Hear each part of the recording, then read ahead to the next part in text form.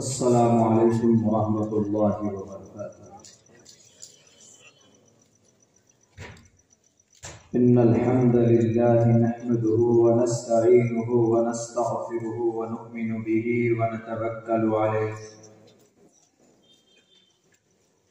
ونعوذ باللہ من شرور انفسنا ومن سیئات اعمالنا من يهده الله فلا مضل له ومن يضلله فلا هادي له ونشهد أن لا إله إلا الله ونشهد أن محمدا عبده ورسوله أما بعد فأعوذ بالله من الشيطان الرجيم بسم الله الرحمن الرحيم ومن الناس من يشتري لهو الحديث ليضل عن سبيل الله وقال الله تبارك وتعالى في القرآن المجيد وقال فتية آمنوا بربهم وزدناهم هدى وربطنا على قلوبهم إذ قاموا فقالوا ربنا رب السماوات والأرض صدق الله العظيم. قال النبي صلى الله عليه وسلم شاب نشأ في عبادة الله فهو في الجنة. وقال النبي صلى الله عليه وسلم وعن عمره فيما أفناه وعن شبابه فيما أبلاه أو كما قال النبي عليه الصلاة والسلام. All compliments, all physical prayer and all monetary worship are for Allah. Peace be upon you, O Prophet, and Allah's mercy and blessings. Peace be upon us and righteous slaves of Allah subhanahu wa ta'ala. I bear witness that no one is worthy except of Allah subhanahu wa ta'ala. In the name of Allah, the most gracious, the most merciful. My Lord, explain me my grace is my task for me. Remove the impediment from my speech so they may understand what I say.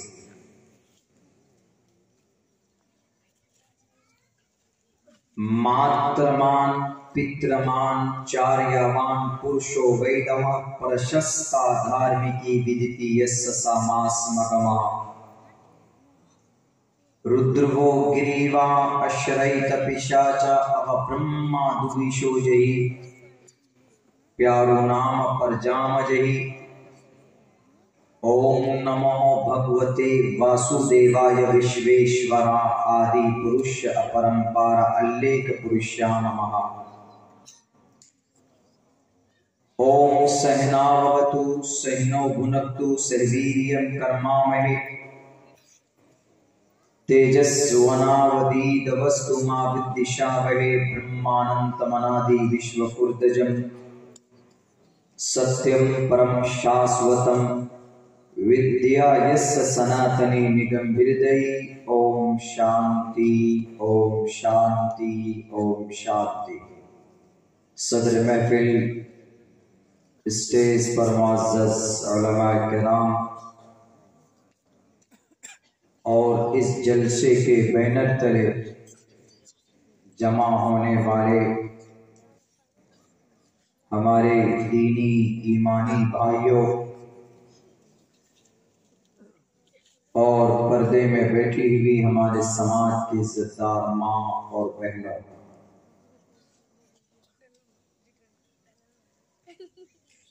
ابھی میں نے آپ لوگوں کے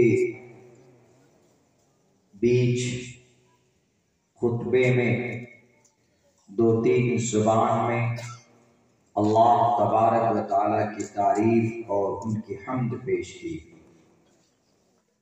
ان میں سے اخیر میں سنسکرت زبان میں بھی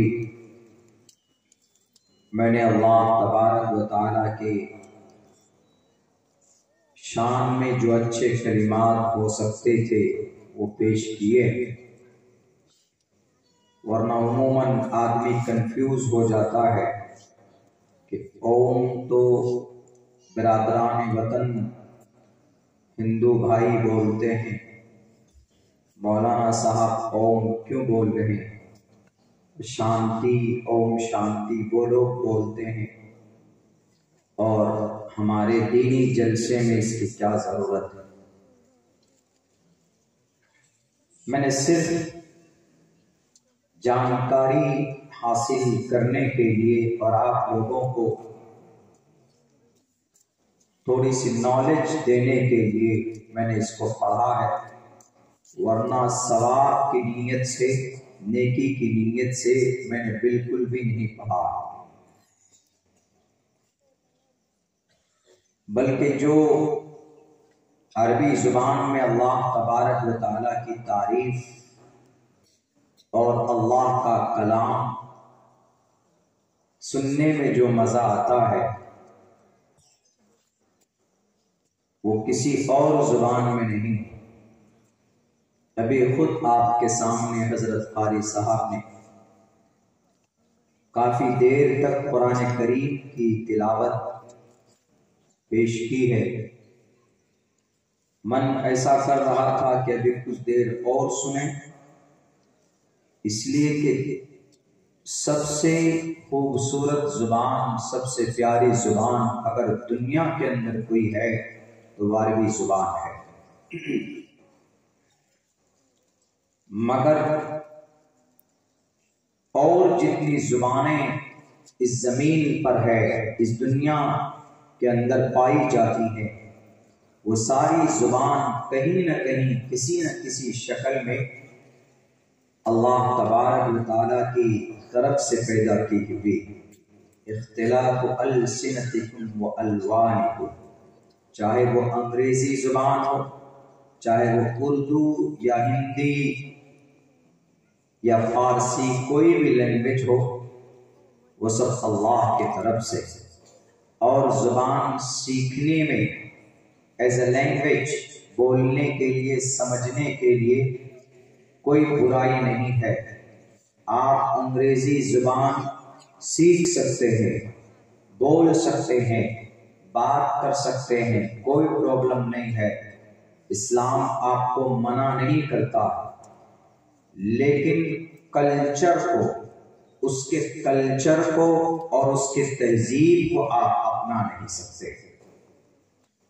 انگریزی زبان سیکھ سکتے ہیں، انگریزوں کے کلچر اور اس کی تہذیب کو آپ نہیں اپنا سکتے۔ دنیا کی اور اچھی اچھی زبانیں سیکھ سکتے ہیں، فرینچ سیکھ سکتے ہیں، لیکن وہاں کے تہذیب اور کلچر آپ کے قرآن و شریعت کے خلاف ہو تو آپ اس کو اپنا نہیں سکتے۔ آپ چائنیز بول سکتے ہیں، آپ پڑھ سکتے ہیں، لکھ سکتے ہیں، لیکن اگر وہاں کا کوئی کلچر اور وہاں کی کوئی تہذیب، وہاں کا کوئی رسم آپ کے قرآن و شریعت کے خلاف ہو تو آپ اس کو اپنا نہیں سکتے، آپ اس کو سیکھ نہیں سکتے، آپ اس کی تبلیغ نہیں کر سکتے۔ تو اوم شانتی اوم شانتی، یہ سنسکرت میں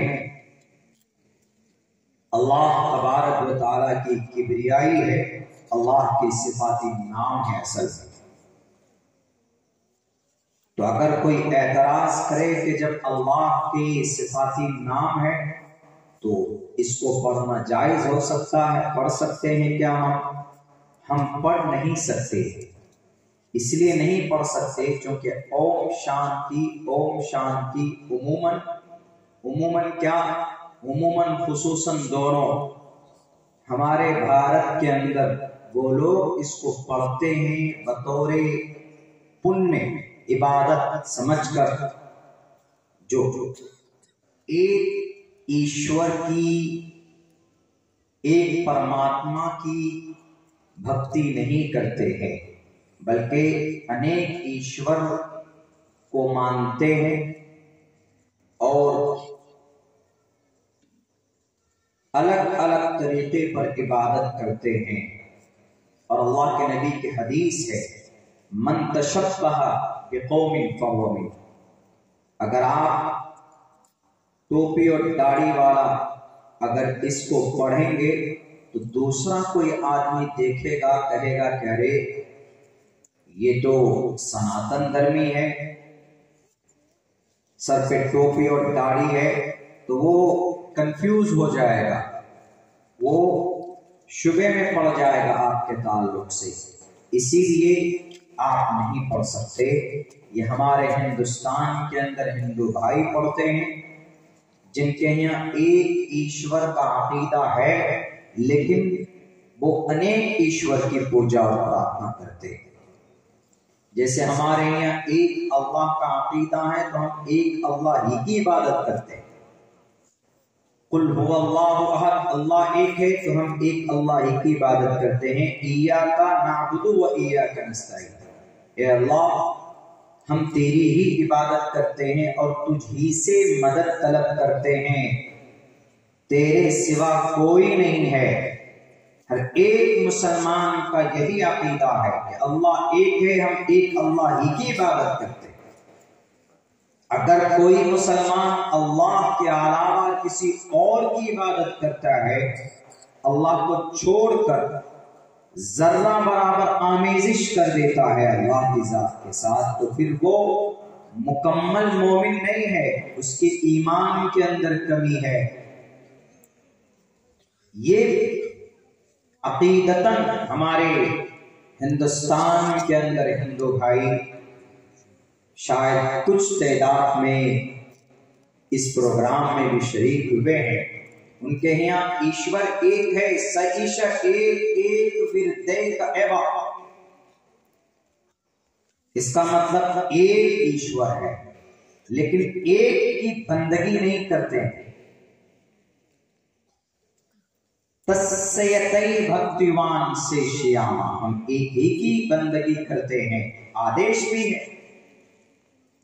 مگر نالج اور جانکاری نہ ہونے کی وجہ سے اپنی ایشوریہ گرنتھ کے احکامات کو بھلا بیٹھے ہیں، غلط دشا میں چلے جا رہے بہرے ہیں. تو خطبے میں جو میں نے آپ لوگوں کے سامنے انگریزی میں، عربی میں اور سنسکرت میں پڑھا، اسی کا کلیئریفیکیشن کر رہا ہوں کہ کوئی یہ نہ سمجھے کہ مولانا آپ کیوں پڑھ رہے ہیں، آپ کو سنسکرت منتر پڑھ کر ثواب ملنے والا ہے کیا؟ ہماری نیت ہی نہیں ہے ثواب حاصل کرنے کی. ہمارا تو مقصد ہے صرف کہ ہمارا اللہ ایسا ہے کہ اللہ کی تعریف انگریزی میں بھی ہے، سنسکرت میں بھی ہے، فارسی میں بھی ہے، اور عبرانی، تبرانی، سریانی، ہر لینگویج میں اللہ تبارک و تعالیٰ کی کبریائی اور ان کے صفات کا تذکرہ ہے. اوم وشنو برہما شیو الخالق رب العالمین القہار کا سنسکرت میں ترجمہ ہے وشنو برہما شیو، اور اس وشنو برہما شیو کا شارٹ نیم ہے اوم نمہ. اے برہما، اے وشنو، اے شیو، ہم آپ کو سجدہ کرتے ہیں. آپ اس کو عربی میں لے کر جائیں گے تو اس کا مطلب غلط نہیں ہوگا کہ اے خالق، اے رب العالمین، اے القہار، تینوں نام اللہ کے ہیں، ہم آپ کی پوجا کرتے ہیں، ہم آپ کی بھکتی کرتے ہیں، ہم آپ کے سامنے سر کو جھکاتے ہیں، اسی لیے وہ غلط نہیں ہے. تو بہرکیف یہ چیزیں عبادت کے تعلق سے نہیں ہے، ریسرچ تحقیق کے تعلق سے ہے کہ ہمیں جانکاری ہونی چاہیے اس بارے میں، خصوصاً ہمارے جوان طبقہ. میرے بھائیوں، مجھے جو بات کرنی ہے آج، خصوصاً ہمارے جو اس قوم کی، اس ملت کی جو ریڑھ کی ہڈی ہے، بلکہ اس ملت کی تقدیر، امت مسلمہ کی تقدیر کون ہے؟ علماء ہیں، پڑھے لکھے لوگ ہیں، وہ ہمارے سر کے تاج ہیں، اس میں کوئی شک نہیں ہے. علماء انبیاء کے بعد، صحابہ کے بعد اس زمین پر سب سے مقدس جماعت کسی کی ہے تو وہ علماء کرام کی جماعت ہے۔ اس سے بڑی جماعت to the day of judgment, قیامت تک کوئی اور مبارک اور منظم اور بابرکت جماعت نہیں آنے والا۔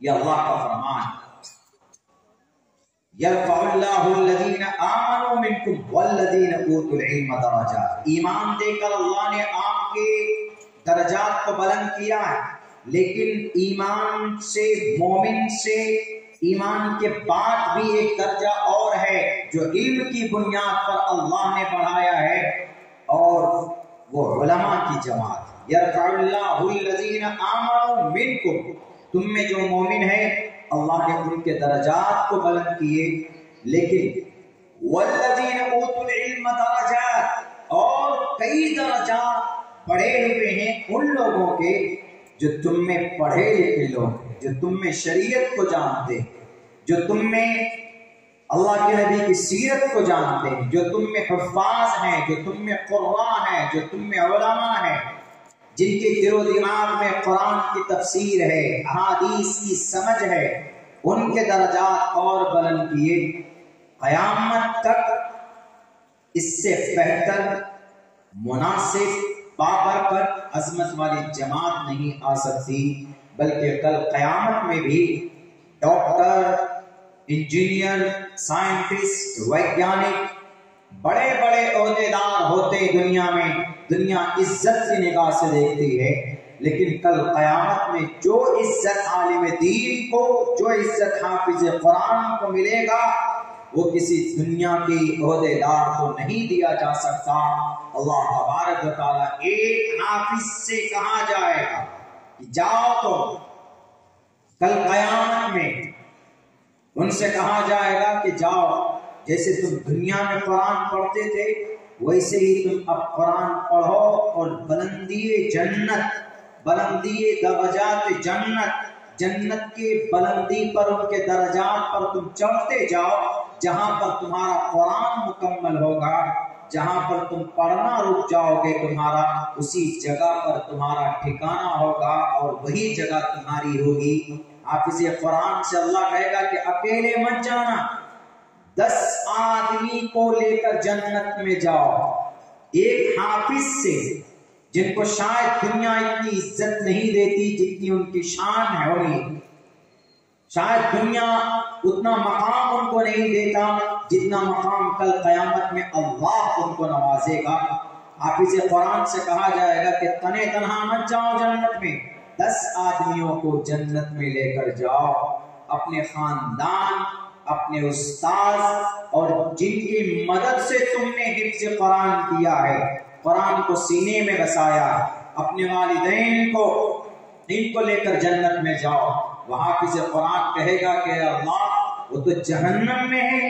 اللہ کہے گا کہ جن پر جہنم واجب ہو چکی ہے، اگر وہ جہنم میں جل رہے تو ان کو بھی اٹھاؤ اور اپنے ساتھ لے کر کے جنت میں جاؤ۔ یہ مقام اور مرتبہ اگر کسی کا ہوگا کل قیامت میں تو صرف ایک حافظ قرآن کا ہوگا۔ آج ہم دنیا میں بھلے ہی ان کو وہ عزت و سمان نہ دیں ان کی شان کے مطابق والد بات ہے، لیکن کل قیامت میں اللہ تبارک و تعالیٰ نوازنے والا، جیسا کہ ابھی ناظم صاحب نے کہا بھی کہ ان کے والدین کو ایسا روشن تاج پہنایا جائے گا کہ اس کی روشنی سورج اور چاند کی روشنی سے زیادہ ہوگا۔ لوگ سوال کریں گے کہ who's that؟ کون ہے یہ تو ادنا مزدور تھا، کوئی مقام نہیں تھا، کوئی بہت بڑا نام بھی نہیں تھا، کوئی ادیوگپتی نہیں تھا، کون ہے یہ؟ تو اس سے کہا جائے گا کہ یہ وہ لوگ ہیں، یہ وہ ماں باپ ہیں، یہ وہ خوش نصیب ہیں جنہوں نے اپنے بچے کو حافظ قرآن بنایا تھا۔ میرے بھائیوں، میرے نوجوانوں، میرے ساتھیوں، اللہ تبارک و تعالیٰ دینا چاہتا، کل قیامت میں انشاءاللہ تبارک و تعالیٰ پتا چلے گا کہ کس کا مقام کتنا بلند ہے، کتنا بڑا ہے۔ یہ دنیا چند روز کے لیے ہے، ختم ہو جائیں گے ساری چیزیں، اس لیے کوشش کرو اپنی زندگی کے اندر اپنے آپ کو کچھ بنانے کے لیے۔ سب سے بہتر اس قوم کی ریڑھ کی ہڈی، اس قوم کا مغز، اس قوم کا یہ کہیے کہ تقدیر اگر کوئی ہے، کون ہے؟ کہ ہمارے نوجوان، ہمارے چھوٹے بچے، ان کا صحیح راستے پر ہونا بہت ضروری ہے۔ آپ کہیں گے کہ مولانا کوئی رول ماڈل ہے نا؟ اللہ کے نبی کی پوری زندگی رول ماڈل ہے۔ نبوت سے پہلے کی زندگی دیکھو، 40 سال کے بعد اللہ کے نبی کو 40 سال کی عمر ہوئی تو نبوت دی گئی۔ ٹوٹل انبیاء کو 40 سال میں نبوت دی جاتی، ٹوٹل جتنے بھی انبیاء آئے، ایک آدھ کو چھوڑ کر مستثنا۔ کیوں؟ اس لیے کہ 40 سال کی عمر تک عقل مکمل ہو جاتی، 40 سال سے آگے عقل نہیں بڑھتی، تجربہ بڑھتا ہے، ایکسپیرینس بڑھتا ہے۔ تو اسی لیے اللہ نے شاید علماء مفسرین نے، فقہاء کرام نے یہی بتایا ہے کہ 40 سال کی عمر عقل مکمل ہو گئی، اب نبوت دی جاتی ہے اللہ کی طرف سے۔ اللہ کے نبی علیہ السلام کو نبوت 40 سال میں ملتی ہے، 40 سال کے بعد کی زندگی ہمارے لیے مشعل راہ ہے۔ اس سے پہلے کہ نہیں، اللہ کے نبی کی زندگی ایسی ہے کہ جو بچپن کی بھی زندگی مشعل راہ ہے ہمارے لیے، کسی کی زندگی نہیں، محمد رسول اللہ کی زندگی، بچپن کی دیکھو، جوانی کی دیکھو، نبوت کے وقت کی دیکھو، نبوت کے بعد کی دیکھو، وہ تو ہے ہی اسوہ ہمارے لیے، لیکن جوانی کی زندگی اللہ کے نبی علیہ السلام، ہمارا جوان اللہ کے نبی کی جوانی کی زندگی کے اوپر ریسرچ نہیں کرتے، اس کو پڑھتے نہیں، اس پر غور نہیں کرتے۔ اللہ کے نبی علیہ السلام کو انگریز جو دشمن ہے وہ کہتا، The 100 ایک کتاب پڑھیے اٹھا کر، پہلے نمبر پر اگر کسی کا نام لکھتا ہے وہ انگریز، پہلے نمبر پر، کہ اگر اس کائنات میں اگر جوان اپنی زندگی کو سدھارنا چاہتے، اگر کسی کی زندگی ہر ایک انسان کے لیے ایک مشعل راہ ہے، ہدایت کا ذریعہ ہے، تو وہ صرف ایک نام ہے، وہ نام ہے last prophet according to the Islam, Muhammad رسول اللہ صلی اللہ علیہ وسلم کی زندگی۔ اور ہمارا جوان تو آج کل جناب نہ معلوم، ہمارے ایک ساتھی تھا، پڑھتے تھے ہم لوگ مدرسے میں، وہ نماز میں بڑی کمی کرتا تھا، ہم ان سے کہتے تھے کہ چلو نماز پڑھنے کے لیے، تو وہ کہتا تھا کیا کہ ارے ابھی 18 سال کی عمر ہے ہماری، ابھی 18 سال جوان ہوں میں، اور جوانی تھوڑی ڈھلے گی، تھوڑے بڑھاپے کو آئیں گے، نماز پڑھیں گے، اچھے کام کریں گے۔ حالانکہ ہمارے ساتھ مدرسے میں پڑھتا تھا، مدرسے کے بچوں پہ 170 شیطان اور لگ جاتا ہے ان کے پیچھے، ان کو بھگانے کے لیے، ان کو پھسلانے کے لیے، ان کو بہکانے کے لیے۔ تو ہم لوگ کھیل رہے تھے، تو انہوں نے کہا کہ عبداللہ تم جاؤ، تبلیغ میں ہم لوگ جاتے تھے، 24 گھنٹے کی ترتیب بنتی ہے مدرسے میں جماعت میں جانے کے لیے، جمعرات کے دن شام کو نکلتے تھے، جمعے کے دن شام کو آ جاتے تھے۔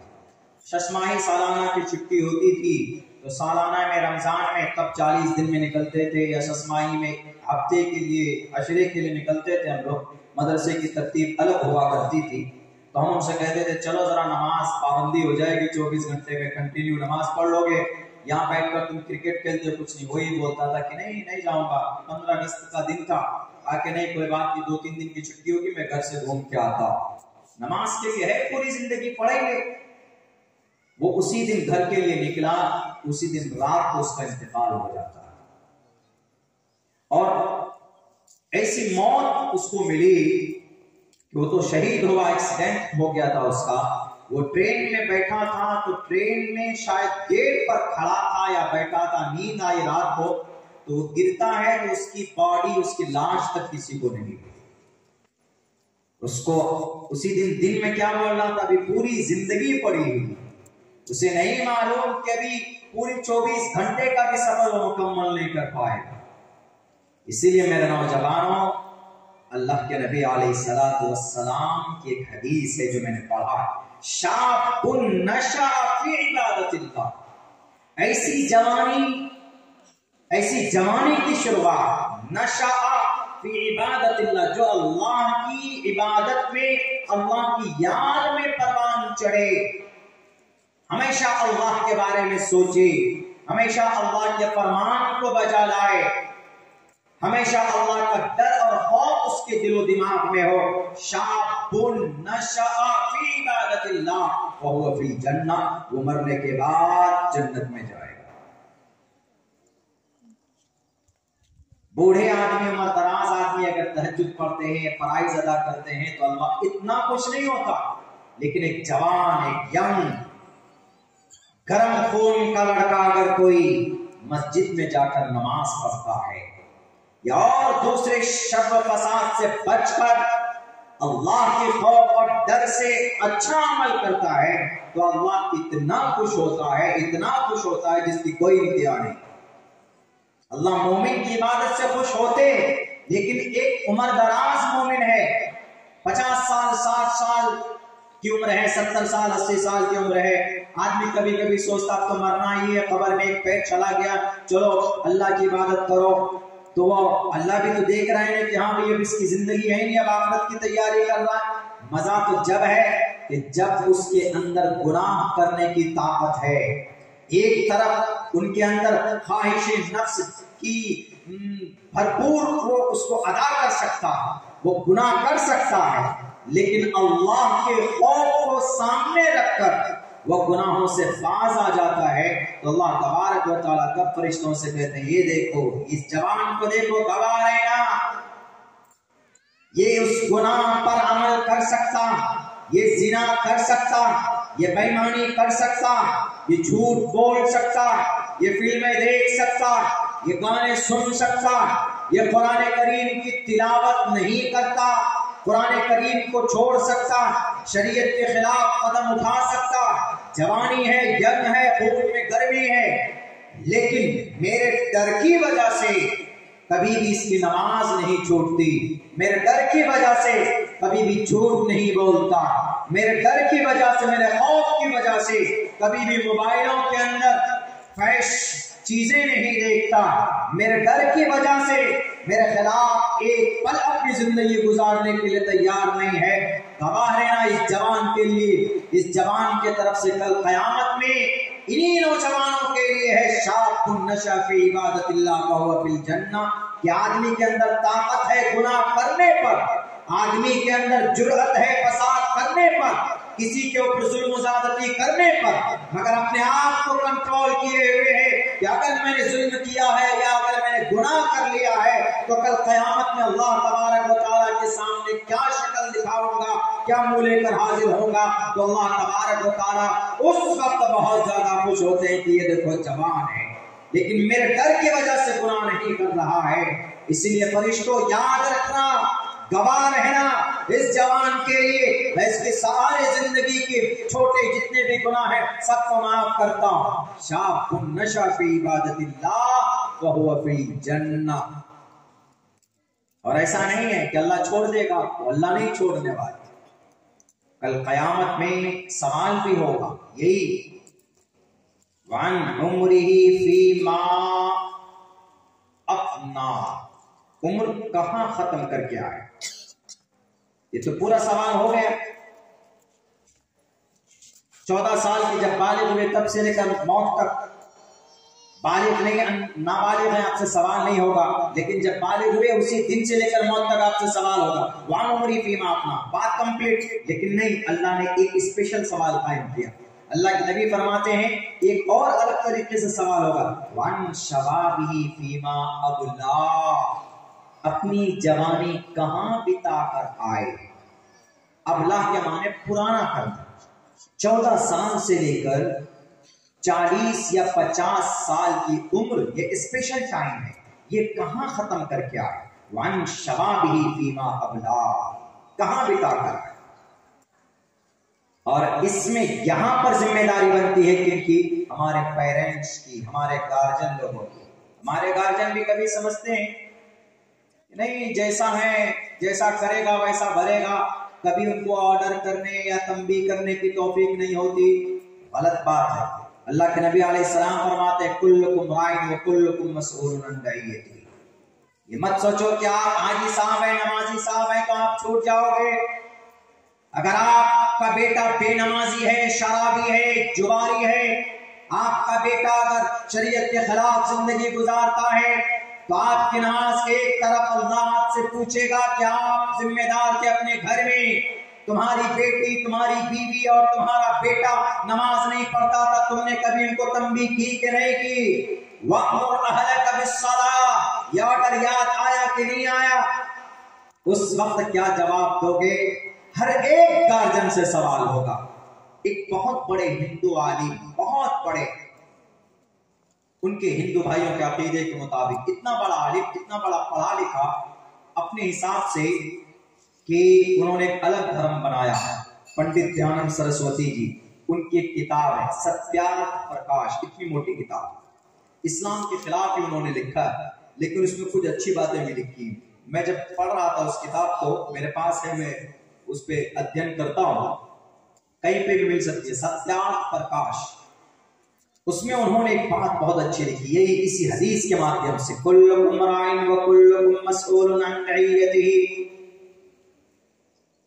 ماترمان پترمان چاریاوان پروشو ویدہ، ماترمان پترمان چاریاوان پروشو ویدہ۔ ایک بچہ، اس کا اچھا بننا اور اس کا برا بننا ماں باپ اس کا ذمہ دار ہوتا ہے۔ سمجھایا کیسے؟ ماترمان پترمان چاریاوان پروشو ویدہ، ایک پروش مہان بنتا، پروشو ویدہ، پروش منے انسان، ویدہ مطلب بڑا جانی، وید کا ویدی مطلب جیسے میرے نام کے ساتھ چترویدی لگا دیا، رگ وید یجروید ساموید اتھرو وید کا میں چترویدی یعنی ویدوں کا جانی، مجھے جانی کہا گیا۔ جان چتر کے معنی چالاک بھی آتے ہیں، چتر کے معنی چار بھی آتے ہیں، چترتھ، پنچم، ترویدی، تیرتھ سنسکرت میں بولا جاتا ہے، پرتھم، دویم، ایک دو کو بولا جاتا ہے۔ میرے نام کے سامنے جوڑ کے، حالانکہ I completed my فضیلہ course from Darul Deoband، I am Qasmi, میں قاسمی ہوں، چترویدی تو لوگ ایک تہمت کے طور پر لگا دیتے ہیں کہ مولانا عبداللہ چترویدی۔ بعض جگہ تو پوچھتے ہیں کہ مولانا آپ کے ابا ہندو سے مسلمان بنے کہ آپ بنے تھے؟ ہم کو لوگ اس میں لے لیتے ہیں کہ آپ کب بنے مسلمان، یہی سوال بھی کرتے ہیں کہ آپ چترویدی ہیں۔ ہم نے کہا رہے بھائی چترویدی، یہ میں وید کبھی پڑھتا ہوں، لوگ کہتے ہیں کہ آپ وید پڑھیے، وید کے اوپر ہمارا ریسرچ ہے، صرف وید پر نہیں ہے، بائبل بھی، گیتا ویدات میں ہی آتا ہے، آواستھا ہے، دساتیر ہے، اور بہت ساری کتابیں، تالمود ہے، آتی گرنتھ ہے، عہد جدید ہے، عہد قدیم ہے، اناجیل اربع، بائبل، متا، مرقس، لوقا، یوحنا، برنیاس، قرآن ہے، بھوشیہ پران، گروڑ پران، بھاگوت پران، کلکی پران، متسیہ پران، یہ ساری چیزیں ہیں، ان کے اوپر ہم ادھین کرتے، میرا شوق ہے، میں اب بھی کرتا ہوں، تو یہ نام لگا دیتے ہیں چترویدی۔ تو وہ بڑے جانی تھے، تو انہوں نے اس لفظ کو جوڑا، کیا کہا؟ ماترمان پترمان چاریاوان پروشو ویدہ، تین آدمی کی محنت ہوتی ہے تب جا کر ایک انسان بڑا جانی بنتا ہے۔ ایک انسان ایسے ہی نہیں بڑا بن جاتا، کسی نہ کسی کی محنت ہوتی ہے، لیکن بیسک محنت کس کی ہوتی ہے؟ ماں، باپ، ٹیچر، یہ تین آدمی کی محنت ہوتی ہے تب ایک لڑکا بڑا بنتا ہے۔ ورنہ آپ دکھا دیجئے کیا کوئی لڑکا ایسا ہے کہ بس گھر میں ایسے بیٹھے رہا ہوں، موبائل چلاتا ہوں، فیس بک میں اور موبائلوں میں گیم کھیلتا رہا ہوں، اور اچانک 5 سال کے بعد وہ بڑا S P D S P بن گیا یا مفتی صاحب قاری صاحب بن گیا؟ ایسا نہیں ہے، بلکہ محنت ہوتی کن کی؟ ان لوگوں کی۔ اللہ کے نبی نے بھی فرمایا ہے کہ ماں کا گود سب سے پہلا مدرسہ ہوتا ہے، سب سے پہلا مطلب ماں کا گود، ماں سب سے پہلا مدرسہ۔ پنڈت دیانند سرسوتی جی बहुत पहले नहीं, ये आजादी के वक्त में थे, हमेशा इनका टकराव रहता था। मौलाना कासिम नानूतवी से खाते बहुत थे, लेकिन ज्ञानी थे। इन्होंने अपना अलग धर्म बनाया था, अपना एक अलग समाज बना था, उस समाज का नाम आर्य समाज है। मौलाना कासिम नानूतवी से कई मरतबा इनके मुनाजिरे हुए, हर मरतबा भागते फिरते थे। उन्हीं की एक किताब है सत्यार्थ प्रकाश, उसी में लिखा मातृमान पितृमान चार्यावान पुरुषो वेदा, सबसे पहली जिम्मेदारी औलाद की तरबियत की माँ की होती है। माँ घर में है, बच्चा छोटा है, तो उस बच्चे की सही तरबियत, जो भी बात बताई जाए, अगर कोई बात आप 5 दिन तक मुस्तकिल एक बच्चे को बताएं, मिसाल के तौर पर बच्चा अमूमन खाना बाएं हाथ से खाता है, देखेंगे आप बाएं हाथ से इस्तिंजा करता है, लेकिन अगर आप 5 दिन तक मुस्तकिल आप उसको टोकते रहिए, ये काम कौन कर सकती है? माँ ही कर सकती। माँ बच्चे के सबसे ज्यादा करीब रहती, इसीलिए कहा गया कि माँ अगर 5 दिन तक ये कहे कि बेटा दाएं हाथ से खाना खाते हैं, बाएं हाथ से नहीं खाते हैं, सीधे हाथ से खाते हैं, उल्टे हाथ से खाना नहीं खाते हैं, दाएं हाथ से खाना खाना बेहतर है, सुन्नत है, अफजल है, बेहतर तरीका है, और बाएं हाथ से खाना नहीं खाते हैं, अगर ये चीज 5 दिन तक बता दिया जाए उस बच्चे को, जब तक वो बच्चा इस दुनिया के अंदर जिंदा रहेगा, वो माँ के इस सबक को कभी नहीं भूल सकता। ये है मातृमान। जहां तक हो सके माँ अगर अपने बच्चे की सही तरबियत करे, माँ अगर अपने बच्चे से कहे बचपन से कि बेटा नमाज पढ़ना फर्ज है, 5 वक्त नमाज पढ़ना फर्ज है इस्लाम में, अल्लाह ने नमाज पढ़ने के लिए पैदा किया है, अल्लाह ने इबादत के लिए पैदा किया है। जो बात उस्ताद नहीं सिखा सकता, जो तरबियत बड़े बड़े लोग नहीं कर सकते, माँ अगर अपने घर में चाहे तो सही तरबियत बच्चों को कर सकती है। और माँ की तरबियत में जो बच्चा तरबियत याफ्ता हो जाए, वो बात पत्थर की लकीर होती है, वो कभी भी जिंदगी के अंदर उसको नहीं भूल सकता है। इसलिए कि बचपन में जो चीज सिखाई जाती है वो मरते दम तक वो चीज याद रहती। इसीलिए पंडित दयानंद सरस्वती जी ने शायद कहा मातृमान, माँ की मेहनत पहले। हाँ, अगर माँ से जितना हो सका किया, लेकिन माँ के बाद दूसरा नंबर किसका आता?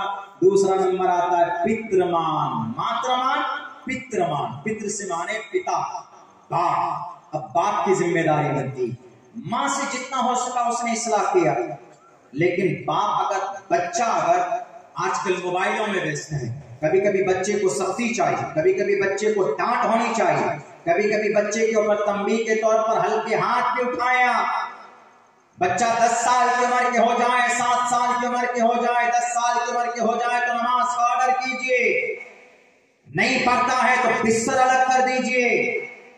वअमुर अहलका बिस्सलाती, अपने अहल को नमाज का ऑर्डर करो। अल्लाह कुरान में कहता है माँ नहीं कर सकती, बाप कर सकता है, थोड़ा थ्रेट दे सकता है, डरा सकता है। तुम नमाज नहीं पढ़ोगे तो तुम्हें सजा दी जाएगी। बाप अपने अच्छे अंदाज में अपने बेटे की, अपनी बेटी की तरबियत कर सकता है। हमें पता है, हमें एक्सपीरियंस है इस बात का, क्योंकि हमें याद है कि बचपन में जब किसी मकतब में नहीं पढ़ने के लिए नहीं जाते तो अम्मी सबसे पहले मगरिब की नमाज के बाद डेली भाई खुद भी बैठती थी और कहती थी किताब लेकर बैठो, सुनाओ सबक। नहीं सुनाते थे तो अम्मी सजा देती थी, डराती थी कि नहीं सुनाओगे तो तुमको खाना नहीं दूंगी। डर लगता था कि खाना नहीं मिलेगा, कैसे सोएंगे। वही सजा इतनी बड़ी चीज रहता है। किसी ने वो सेंट्रल जेल में डालने की बात कह रहे हो, उसके बाद सोचते थे कि अब्बा आएंगे तो अब्बा थोड़े नरम होते। अब्बा भी आते थे बाहर से तो अब्बा कहते थे सबक सुनाया, नहीं सुनाया तो इसका खाना बंद कर दो, बिल्कुल खाना मत दो 2 दिन तक। और ज्यादा डर, मजबूरन याद करना पड़ता था। ऐसा लगता था जैसे इन दोनों से बड़ा दज्जाल कोई है ही नहीं। लेकिन वो उनके डांट में हमारी तरबियत है, वो उनकी परवरिश, उनकी सख्ती में हम हाफिज़े कुरान बने, उन्हीं की सख्ती में। उस वक्त लगता है कि सख्ती है, माँ बाप के डांट डपट की वजह से بچہ کبھی کبھی ایسا محسوس کرتا ہے کہ بھئی پتہ نہیں کیا ہے یہ، لیکن وہ آپ کے بچے کے لیے بہتر ہے۔ ماترمان پترمان، پتا جب ماں باپ دونوں کی پرورش ہو جائے تو اس کے بعد تیسرے درجے پر بچے کو مدرسہ پہنچایا جاتا یا مکتب پہنچایا جاتا ہے۔ اب وہاں پر وہ جو روحانی محنت ہوتی ہے استاذ کے سامنے میں، وہ بچہ حافظ بنتا ہے، قاری بنتا ہے، عالم بنتا ہے، مفتی بنتا ہے، قاضی بنتا ہے، جسٹس آف اسلام بنتا ہے، پھر جا کر وہ اپنے گاؤں سماج کے اندر ایک روشن چراغ بنتا ہے، پھر جا کر وہ بچہ ایک وارث انبیاء بنتا۔ 3 آدمی کی محنت ہوتی تب جا کر ایک انسان پروش و ویدا بنتا۔ مثال موجود ہے، اٹھائیے تاریخ گواہ ہے۔ میرے نوجوانوں، آج ہم اپنی جوانی کے اوقات کو، جوانی کے قیمتی وقت کو ہم برباد کر رہے ہیں موبائلوں میں۔ آپ موبائلوں میں بیٹھ کر اگر کوئی چیز دیکھتے ہیں وقت ضائع ہوتا ہے۔ تسیہ اوقات کی بنیاد پر آپ کا موبائل چلانا ناجائز اور حرام ہو سکتا۔ آپ موبائلوں میں گیم کھیلتے ہیں، گیم کھیلنے کی وجہ سے نماز کا وقت جاتا رہا، تو جتنے وقت تک آپ موبائلوں کے اندر آپ نے گیم کھیلا ہے، کل قیامت میں آپ کو ان اوقات کے بارے میں جواب دینا ہوگا اللہ تبارک و تعالیٰ کے سامنے میں۔ اللہ کہے گا جوانی دی تھی گیم کھیلنے کے لیے، جوانی دی تھی فلمیں دیکھنے کے لیے، جوانی دی تھی فیس بک میں پیج بنانے کے لیے، نہیں، بلکہ جوانی دی تھی اپنی عبادت کے لیے۔ قرآن کیوں نہیں پڑھتے تھے؟ وَمَا خَلَقْتُ الْجِنَّ وَالْإِنسَ إِلَّا لِيَعْبُدُونِ۔ قرآن پڑھو گے، اندر کی روحانیت مضبوط ہوگی، روحانی طاقت مضبوط ہوگی۔ اگر نہیں معلوم ہے، تاریخ گواہ ہے، ہمارے بھارت کے اندر بہت پرانی تاریخ نہیں ہے، بہت نئی قریب کی تاریخ ہے۔ اٹھائیے تاریخ، شیر ہندوستان ٹیپو سلطان کی تاریخ اٹھائیے۔ وہ ایک بادشاہ نہیں، وہ ایک عالم دین بھی نہیں تھے، لیکن 40 سال کی عمر تک جب انہوں نے 1799 میں ایک مسجد کی بنیاد ڈالنے کی بات کی تو ٹوٹل علماء کرام کو مدعو کیا اور سارے دیندار لوگوں کو جمع کیا، اور انہوں نے ایک شرط رکھی اور انہوں نے کہا کہ اس مسجد کی بنیاد وہی ڈالے گا جس کی کبھی بھی جماعت سے نماز کبھی بھی کسی کی فوت نہ ہوئی ہو۔ تو کوئی آگے قدم نہیں بڑھاتا، اکیلا اخیر میں ٹیپو سلطان قدم بڑھا کر بنیاد ڈالتا ہے اور وہ کہتا ہے کہ اللہ کو حاضر و ناظر مان کر میں آپ لوگوں کے سامنے آج کہنے پر مجبور ہوا ہوں کہ پچھلے 40 سال میں کبھی بھی میری نماز تکبیر اولیٰ کے علاوہ، کبھی بھی جماعت کے علاوہ میں نے نماز نہیں پڑھی، یعنی پچھلے 40 سال میں جماعت کے ساتھ میں نے ہمیشہ مستقل نماز پڑھی ہے۔ کون؟ ٹیپو سلطان۔ یہ تربیت کس نے کی تھی؟ یہ ٹیپو سلطان کے باپ کی تربیت تھی، یہ ٹیپو سلطان کے ماں کی تربیت تھی۔ ٹیپو سلطان شہزادہ تھا، بادشاہ تھا، تمام تر عیاشی کی چیزیں، شراب، شباب، کباب، فسق و فجور، ساری برائیاں ان کے نظروں کے سامنے موجود ہوتی تھی۔ اگر وہ اشارہ کرتے تو ایک سے ایک عیاشی کی چیزیں اویلیبل کرا دی جا سکتی تھی، لیکن وہ انسان 6 سال، 10 سال، 15 سال کی عمر میں اپنے باپ کی تربیت نے وہ مقام تک پہنچایا۔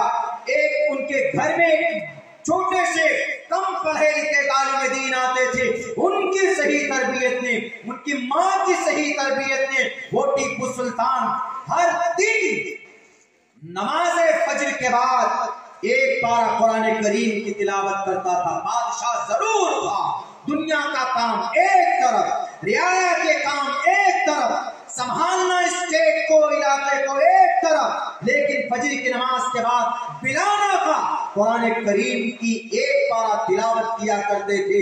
اور فجر کے اذان سے پہلے تہجد کا وقت ہوتا، قبولیت کی گھڑی ہوتی، جہاں ہمارے نوجوان راتوں کو موبائل کے گیم میں گھسے رہتے ہو۔ میرے نوجوانوں، جتنی محبت آپ کو اپنے موبائلوں سے، آپ کو اپنے ان یہودیوں کے بنائے ہوئے ان ملعون اور فسق و فجور اور مقہور قوم کی، یہ فاسد مغضوب قوم کے بنائے ہوئے آپ کیم سے محبت کرتے ہیں؟ اگر اتنی محبت آپ کو اللہ اور اس کے رسول سے ہو جائے تو آپ زمین پر دعا کرو گے، اللہ آپ کے مسائل کا حل آسمان سے کر کے بھیجے گا۔ میرے نوجوانوں، حضرت ٹیپو سلطان رحمت اللہ علیہ بادشاہ تھے، لیکن پتا ہے کتنی طاقت تھی ان کے اندر کتنی طاقت تھی، وہ کسی سے بھی ڈرے نہیں تھے۔ بیک وقت چار طرف سے فوجوں نے حملہ کیا تھا، چار طرف سے، ایک دائیں طرف سے، سامنے کے طرف سے، بائیں طرف سے، یہ تینوں طرف سے سارے دشمن انگریز اور ایک ملعون ایمان فروش ایک نواب، وہ بھی انگریز کے ساتھ مل کر ٹیپو سلطان کے خلاف میدان میں آتا ہے، اور پیچھے سمندر، شری رنگا پٹنم میسور کے علاقے پر جائیے، آپ کو پتا چلے گا۔ آپ جب شری رنگا پٹنم جائیں گے، وہاں آپ قدم رکھیں گے، آپ کو پورا واقعہ، پوری ہسٹری آپ کو وہاں پر سمجھ میں آ جائے گی کہ ٹیپو سلطان کے ساتھ جو حادثہ ہوا، ٹیپو سلطان کو جو دردناک انداز میں شہید کیا گیا، ان کی جگہ کو، جہاں ان کی باڈی پائی گئی تھی، جہاں ان کو شہید کیا گیا تھا، ان کے جو شاہی دربار ہے، جو دروازہ ہے، اس سے 100 میٹر کی دوری پر ان کی باڈی، ان کی لاش ملی تھی، چونکہ دروازے کو ایک ملعون، ایک بے ضمیر، ایک ایمان فروش نے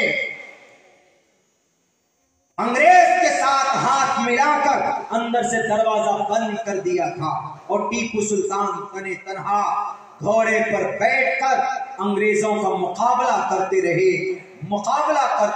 لڑتے رہے۔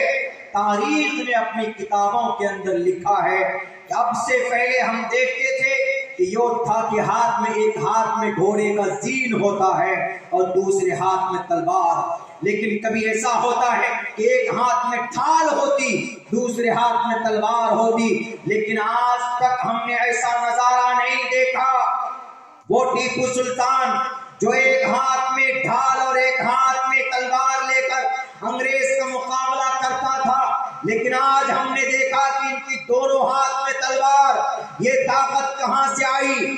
مورخ لکھتا ہے کہ ٹیپو سلطان ہر دن فجر کی نماز کے بعد ایک پارے کی تلاوت کرتے تھے، ایک ہاتھ میں تلوار ہوتی تھی، لیکن جس دن ٹیپو سلطان شہید ہونے والے، اس دن بھی تہجد کی نماز میں اللہ سے دعا مانگ کر اور فجر کی اذان کے بعد نماز پڑھنے کے بعد 2 پارے کی تلاوت کرتے، 2 پارے کی تلاوت کے بعد گھوڑے پر بیٹھتے ہیں اور دونوں ہاتھوں میں تلوار لے کر انگریز کے خلاف میدان میں آتے۔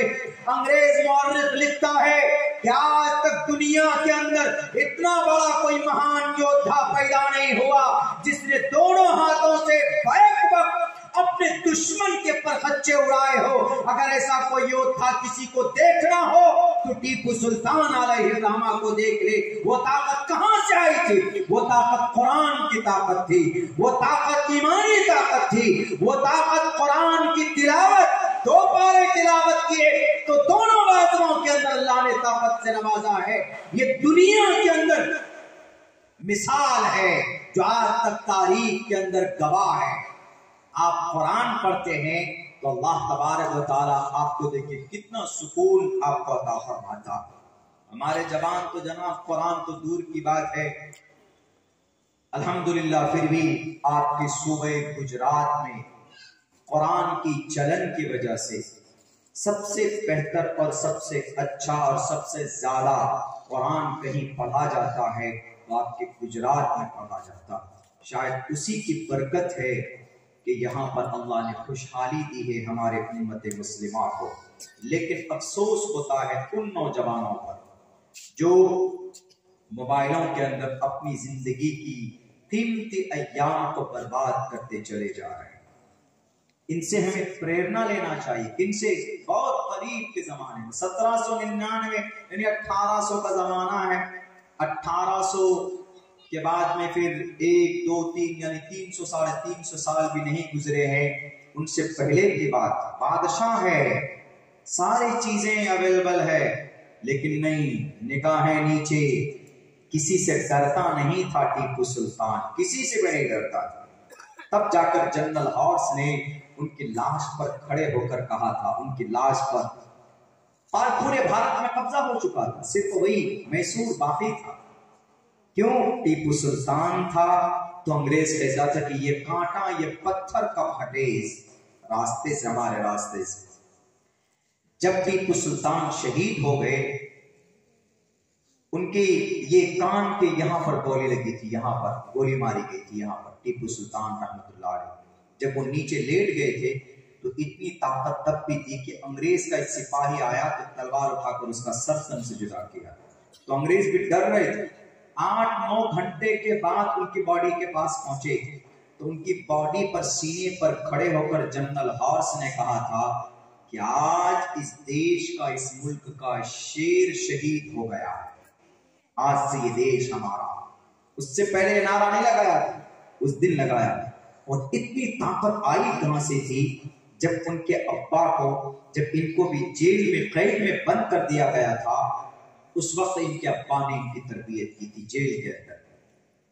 फतेह अली खान टीपू सुल्तान के अब्बा ने इनको ये की थी कि बेटे कभी भी अल्लाह के अलावा किसी और से मत डरना। बचपन, मेरे ख्याल से 6 साल की उम्र होगी, किसी और से मत डरना, और कुरान को, शरीयत को मजबूती से थामे रखना। जितना हो सकता था टीपू सुल्तान अमल करता था। यानी बताइए कि 40 साल जिसकी तकबीर उला फौत नहीं हुई, यहां तो 40-48 घंटे में हमारी कई तकबीर उला फौत हो जाती है। हमारे नौजवानों, अजान होती रहती है, बैठे हुए, नमाज का वक्त हो जाता है, मोबाइलों में लगे हुए हैं। ऐसा नहीं है। अल्लाह ने दुनिया के अंदर सबसे बेहतरीन शरीयत आपको नवाजा है। ये हमारा चैलेंज है, ये दावा है, दावा। कौन सी शरीयत है जिसको हमने ना पढ़ा? मैंने हर शरीयत को पढ़ा, हर शरीयत। तब हमने 2 टोक लफ्जों में कहा कि Islam is the best religion to the entire world. पूरी दुनिया के अंदर बेहतर निजाम अगर किसी में है तो इस्लाम के अंदर है। न इफरात, न तफरीत, न कमी, न ज्यादती, बिल्कुल मयाना, बिल्कुल औसत। और फिर ये शरीयत के अंदर कोई तब्दीली हुई नहीं है। अल्लाह ने 1458 साल पहले जिस अंदाज में नाजिल किया था, उसी अंदाज में आज भी और कयामत तक रहेगा। उसी सूरत में दुनिया की सारी शरीयतें बदल गई, देख लीजिए, हर एक शरीयत बदली, किसी की भी हो। कंफ्यूशनिज्म, आशूरियू, शंटू और कम्युनिज्म, यहूद, नसारा यानी क्रिश्चियनिटी, जोडाइज्म, इनकी शरीयत। हमारे हिंदुस्तान के अंदर हमारे हिंदू भाई, उनके यहाँ ईश्वर भी, मुल्क चेंज होता है, हमारे हिंदू भाइयों के खुदा बदल जाते हैं। श्रीलंका में रावण को खुदा माना जाता है, हमारे भारत में राम को खुदा माना जाता है, हमारे हिंदू भाई मनाते। लेकिन इस्लाम का खुदा एक है। श्रीलंका का मुसलमान हो के भारत का कुल हु अल्लाहु अहद, बस वही कुल हु अल्लाहु अहद। हम लोग नमाज पढ़ते हैं, अल्लाह का ऑर्डर है। अब 5 वक्त की नमाज पढ़ते हैं। हर कोई पढ़ता कि नहीं पढ़ता? चाहे तबलीग वाला हो, देवबंदी हो, कि बरेलवी हो, कि अहले हदीस हो, 5 ही वक्त की नमाज पढ़ेगा। कहीं पर भी दुनिया के किसी भी मुल्क का मुसलमान हो, किसी भी मकतबे फिक्र का मुसलमान हो, वो 5 ही वक्त की नमाज अदा करता है। छोटे मोटे इख्तलाफ होते हैं, वो अलग मसला। ये है ला तब्दील लिकलिमातिल्लाह अदबधानी वरुण सवरतानी। ये दुनिया के अंदर दुनिया वालों को पैगाम है कि तुम इस्लाम पर उंगली मत उठाना, इसलिए कि इस्लाम 1450 साल गुजरने के बाद भी एक नुक्ता इधर से उधर नहीं हुआ। एक जबर भी अगर कोई हाफिज साहब गलत पढ़ दे तो पीछे तकरीबन 6.5 लाख हुफ्फाज़ किराम है हमारे भारत में इस वक्त, 6.5 लाख, तो फौरन टोक देते, फौरन। देख लीजिए रमजान में तरावी पढ़ रहा होता तो पीछे 5-5, 6-6 हुफ्फाज़ किराम खड़े होते हैं। एक जबर के अंदर कभी पेशी नहीं कर सकता कोई, बदलना तो दूर की बात है। एक जबर अगर गलत पढ़ दे तो 5-5 रुपये आ जाते फौरन। बदलना तो दूर की बात, यहाँ किताबें और ग्रंथ बदल कर रख दी गई है। इसीलिए मेरे नौजवानों, ये बहुत कीमती वक्त है। मातृमान पितृमान चार्यवान पुरुषो वैदः परशस्ता धार्मिकी विदिति यस्य सामास्मगमः। एक बात और कही गई, अगर माँ बाप दीनदार है, माँ बाप अगर मजहबी है तो अपने बच्चे को भी मजहबी बना देगा। माँ बाप अगर कुरान करीम की तिलावत करता है सुबह, माँ बाप अगर डेली फजर की नमाज उठकर पढ़ते हैं, माँ बाप अगर 5 वक्त नमाज के आदी हैं, तो अपने बच्चे को भी नमाज का वक्त होते ही अपने बच्चे को कहेगा कि बेटे नमाज का वक्त हो जा, नमाज के लिए जाओ, नमाज का टाइम हो गया, उठो फजर में नमाज पढ़ो। और रात को देखेगा कि उसका बेटा कहीं पबजी गेम में तो नहीं घुसा हुआ है, उसका बेटा सोशल मीडिया में फेसबुक पेज तो नहीं बना रहा है, दुनिया में तो कुछ बनाता नहीं है। 25 साल 30 साल की अच्छी उम्र के हो जाते हमारे नौजवान कुछ तो बनाते नहीं, कम से कम फेसबुक पे कोई पेज बनाने लगते हैं। आप फेसबुक, सोशल मीडिया, मोबाइल जरूरत की चीज है। आप इनको सही इस्तेमाल भी कर सकते हैं, आप इनका गलत इस्तेमाल भी कर सकते हैं। आज मोबाइल का गलत इस्तेमाल ज्यादा होने लगा। वेब सीरीज सबसे ज्यादा मोबाइलों के जरिए देखा जाता है। पड़ोसी मुल्क का वेब सीरीज ने हमारे माओ बहनों के कल्चर को बदल कर रख दिया।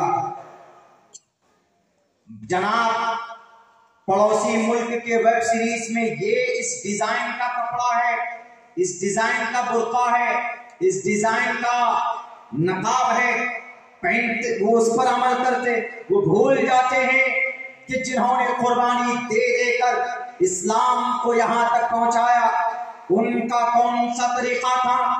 हमारी माँ और बहनों को शायद नहीं मालूम, पड़ोसी मुल्क के एक्टर और एक्ट्रेस के कल्चर तो आपको पता होते।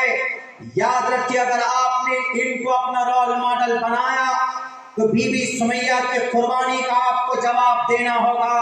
हजरत आसिया रज़ियल्लाहु ताला अन्हा की कुर्बानी को आपको जवाब देना होगा। और तो और जनाब, उम्मे अम्मारा ने इतनी कुर्बानी पेश की। बीबी सुमैया के जिस्म के 2 टुकड़े हुए, उनका क्या तरीका था आप कभी जानने की कोशिश नहीं करते। इन मोबाइलों के जरिए से आपके ईमान को खोखला किया जा रहा, आपके घर के अंदर हरामकारी की कोशिश की जा रही। आप मोबाइल रखिए लेकिन उसका सही इस्तेमाल कीजिए, उनका इस्तेमाल ज्यादा से ज्यादा हो, फोन के लिए होना चाहिए। या अगर और ज्यादा आप काम कर सकते हैं तो आप बैंकिंग का काम कर सकते हैं। आप नेट के जरिए से जो काम पॉसिबल है, जायज है, वो काम आप कर सकते हैं। लेकिन वेब सीरीज कौन सी जरूरत है? लेकिन क्या फेसबुक के ऊपर पेज बनाना, आईडी बनाना, क्या ये जरूरत है? व्हाट्सएप के ऊपर ग्रुप बनाना, क्या ये जरूरी है? आप बताइए। ये फेसबुक का जो फाउंडर है मार्क जुकरबर्ग, ये पहले एथिक्स था, अभी ये यहूदी धर्म को ये कबूल किया हुआ। व्हाट्सएप को बनाने वाला एक यहूदी, यूट्यूब को बनाने वाले 3 लोग, उनमें से 2 यहूदी, उनमें से 1 मुसलमान है। सोशल मीडिया को बहुत बाद के जमाने में लॉन्च किया गया। आपके बच्चों के दिलो दिमाग को मनहूस बनाने के लिए, खब्तुल हवास बनाने के लिए अगर 24 घंटे होते हैं दिन और रात के, तो मैं आपको दावे के साथ कह सकता हूं कम से कम 9 घंटे हमारे बच्चों के सोशल मीडिया पे जाते। आप देखिए, घर पे बैठा हुआ है तो सोशल मीडिया, वही गेम, वही फेसबुक, वही वेब सीरीज, वही यूट्यूब पर वीडियो। आपको अगर यकीनन मोबाइल से इतनी मोहब्बत है तो आप किताबें डाउनलोड कर लीजिए। 2800 किताब मेरे मोबाइल के अंदर मैं आपको दिखा सकता हूँ। 2800 किताब मैं अपने मोबाइल के अंदर आपको दिखा सकता हूँ। उस मोबाइल का सही इस्तेमाल भी कर सकते हैं आप। ये यहूदियों की साजिशें, गलत चीजें गलत तरीके पर आपके मोबाइल के अंदर इंस्टॉल किया जाता है और आप जनाब उसको फैशन समझकर देखते, कल्चर समझकर देखते। जरा याद करो, कुर्बानी किन की? अल्लाह के नबी अलैहिस्सलाम की। अल्लाह के नबी अलैहिस्सलाम के सर पर, उनके कंधे पर ओढ़नियां डाल दी जाती थी। उस वक्त बीबी फातिमा आकर कहती थी कि अल्लाह के नबी अलैहिस्सलाम को क्यों तुम लोग इतना जुल्म सितम करते हो? उनके ऊपर भी जुल्म किया जाता था। हजरत फातिमा रज़ी अल्लाह ताला अन्हा के ऊपर आपकी प्यारी बीवी मरने से पहले भी हजरत अली से वसीयत करते हैं, हे अली, पूरी जिंदगी के अंदर मेरी शक्ल किसी ने नहीं देखी है, लेकिन मैं ये चाहती हूँ कि मरने के बाद भी मेरी शक्ल कोई ना देख पाए। ये होती है तक़वा, ये होती है शरीयत से मोहब्बत। और हम आज ऐसे हैं कि पड़ोसी मुल्क के अंदर कौन सा डिजाइन, कौन सा फैशन अवेलेबल है, आपके लिए रोल मॉडल हमारी समाज की माँ और बहनों अज़वाज मुतहहारात हैं। अल्लाह के नबी अलैहिस्सलाम की प्यारी बीवियां और आप अलैहिस्सलाम की बेटियां, इनकी जिंदगी आपके लिए मशाले राह है, इनकी जिंदगी आपके लिए रोल मॉडल है। कोई एक्टर और एक्ट्रेस जिनके ईमान और अकीदे का पता नहीं, आज हम इनको कहते सलमान खान, शाहरुख खान, पठान, करोड़ों रुपए कमा लिया, यही हमारे रोल मॉडल है, यही खुदा है। कल कयामत में मार मार कर बंदर की तरह लाल किए जाएंगे, देख लीजिए। नफ्सी नफ्सी के आलम में ये होंगे, कोई अपने आप को नहीं बचा पाएगा। अपने आप को अगर कोई बचा पाएगा, वनहन नफ्सानिल हवा फइन्नल जन्नत हियल महवा, आप बुराई से रुके होंगे तो अल्लाह तबारक व तआला आपका ठिकाना जन्नत करेगा। लेकिन अगर आप थोड़ी सी बुराई आपके अंदर पाई जाती है, आपका अमालनामा बाएं हाथ में दिया गया है, वअम्मा मन ऊतिय किताबहु बिशिमालिही, आपके बाएं हाथ में अगर अमालनामा दिया गया, परेशान होंगे, ये मिलता ही नहीं हमको, इसलिए कि जहन्नम का सर्टिफिकेट वो होगा। अगर उस हालत में कोई बचाने के लिए आएगा, बताओ, ये फिल्मी दुनिया के ये मजूसी, ये फिल्मी दुनिया के ये बेईमान लोग या आपको बचाने आएंगे? खुद कहेगा या रब्बी नफ्सी नफ्सी, या रब्बी नफ्सी नफ्सी। उस वक्त आपको अगर कोई बचाने के लिए आएगा, सारे दुनिया, सारे अंबिया एक तरफ या रब्बी नफ्सी नफ्सी कह रहे होंगे। वयक़ूलु आदम सफ़ीयुल्लाह यौमल क़ियामा, वयक़ूलु आदम सफ़ीयुल्लाह यौमल क़ियामा, या रब्बी नफ्सी नफ्सी। वयक़ूलु नूह नजीयुल्लाह यौमल क़ियामा, या रब्बी नफ्सी नफ्सी। वयक़ूलु दाऊद खलीफतुल्लाह यौमल क़ियामा, या रब्बी नफ्सी नफ्सी। वयक़ूलु सुलैमान साहिबुल ममलकति यौमल क़ियामा, या रब्बी नफ्सी नफ्सी। वयक़ूलु इब्राहीम खलीलुल्लाह यौमल क़ियामा, या रब्बी नफ्सी नफ्सी। वयक़ूलु इस्माईल ज़बीहुल्लाह यौमल क़ियामा, या रब्बी नफ्सी नफ्सी। वयक़ूलु यूसुफ सिद्दीक़ुल्लाह यौमल क़ियामा, या रब्बी नफ्सी नफ्सी। वयक़ूलु मूसा कलीमुल्लाह यौमल क़ियामा, या रब्बी नफ्सी नफ्सी। वयक़ूलु ईसा रूहुल्लाह यौमल क़ियामा, या रब्बी नफ्सी नफ्सी। वयक़ूलु रसूलुना व नबियुना व हादियुना शफीउना मुहम्मद सल्लल्लाहु अलैहि वसल्लम यौमल क़ियामा, या रब्बी उम्मती, या रब्बी उम्मती। हमारे नबी कह रहे होंगे, सारे लोग एक तरफ या रब्बी नफ्सी नफ्सी, हमारे नबी एक तरफ से आवाज आ रही होगी, या रब्बी उम्मती, या रब्बी उम्मती। मेरे नौजवानों, इसलिए अपनी जवानी को सही जगह पर लगाइए। ये बहुत मुनासिब वक्त है आपके लिए। ये जो जवानी है, बहुत अल्लाह इसकी इबादत को, इस वक्त की इबादत को पसंद करता है। हम लोग नमाज पढ़ते हैं, हमारे हिंदू भाई कहीं कहीं ऑब्जेक्शन करते हैं, नमाज पढ़ते हैं। एक मंत्र है, श्री रामचंद्र जी के साथी, कौन? श्री रामचंद्र जी के खादिम समझिए, बजरंग बली जी, हनुमान जी। हनुमान जी एक मर्तबा श्री रामचंद्र जी से पूछे, हमारे हिंदू भाई है तो साष्टांग इसको बोलते हैं, मैं पढ़ने जा रहा हूं, साष्टांग उसको बोलते हैं। हमारे हिंदू भाई साष्टांग जानते हैं, लेकिन उसका तरीका और तरतीब क्या है वो नहीं जानते। तो श्री रामचंद्र जी से हनुमान जी ने कहा, हनुमान जी पता है, श्री रामचंद्र जी की बीवी सीता इन्हीं के नाम पर सीतामढ़ी है बिहार में एक जगह, नेपाल और बिहार बॉर्डर पर। अभी इसी महीने की किसी तारीख में मैं वहां पहुंचा था, सीतामढ़ी बॉर्डर होकर मैं नेपाल गया। सीता की मढ़ी, सीता मढ़ी, सीता रामचंद्र जी की बीवी जंगल में रहते थे वनवास काटने के लिए। लंबा वाकया है, उधर नहीं जाऊंगा। इनकी बीवी का अपहरण कर लिया एक विलन, रावण जिसको बोलते हैं, विलन ही बोलेंगे, गुंडा राक्षस है। तो अब रावण लेकर चला गया श्री रामचंद्र जी परेशान, किधर गया, कौन लेके गया। यहां से इस बात ये समझ में आती है मेरे हिंदू भाइयों, श्री रामचंद्र जी खुदा नहीं थे, मर्यादा पुरुषोत्तम थे, यानी महान व्यक्ति थे, खुदा नहीं कह सकते। अगर खुदा होते तो खुदा को पता होता है कि सीता को किधर लेके गया। तब जाकर श्री रामचंद्र जी किसके पास गए, जंगल में ढूंढे, सुखदेव के पास गए, वानरों का सरदार सुखदेव के पास। सुखदेव के पास गए, जाकर ये कहा कि मेरी बीवी के साथ ऐसा ऐसा हुआ। तो सुखदेव के पास जो वानर थे, वानर मतलब बंदर को कहा जाता, वानर का में सबसे टॉप, सबसे अच्छा हनुमान जी थे। इसी हनुमान जी को सुखदेव ने कहा, ए राम इसको लेकर जाइए, ये आपकी मदद करेंगे। और उस सुखदेव ने जो हनुमान जी को दिया, और हनुमान जी के अंदर ताकत थी, महावीर विक्रम बजरंगी। हनुमान चालीसा में पढ़ते हैं, तीसरे लाइन पे ही है, महावीर विक्रम बजरंगी कुंती निवार सुमति के संगी। हमारे हिंदू भाई पढ़ते हैं ना अगेंस्ट में, अजान के अगेंस्ट में पढ़ते हैं हमारे कुछ नौजवान, कुछ फसादी नौजवान।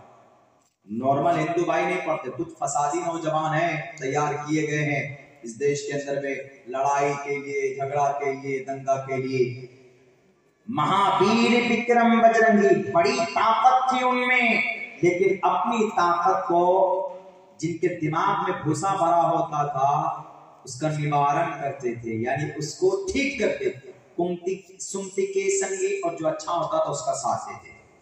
उनकी ताकत, कितनी ताकत के मालिक। तो जब ये गए तो खैर जाने के बाद फिर वो रावण का पता चला, रावण के लंके में गए, वहां पर जाकर पूरी लड़ाई लड़ी गई। फिर श्री रामचंद्र जी अपने पूरे सेना के साथ, पूरे चरिंद परिंद के साथ गए।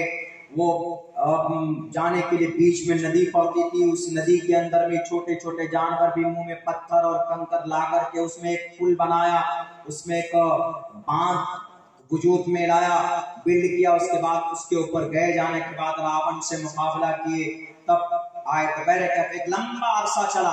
तो उसी बीच में श्री हनुमान जी ने पूछा रामचंद्र जी से, मर्यादा पुरुषोत्तम जरा हमें बताइए हम साष्टांग कैसे करें। तो वो श्री रामचंद्र जी ने कहा हनुमान को कि साष्टांग तुम करो,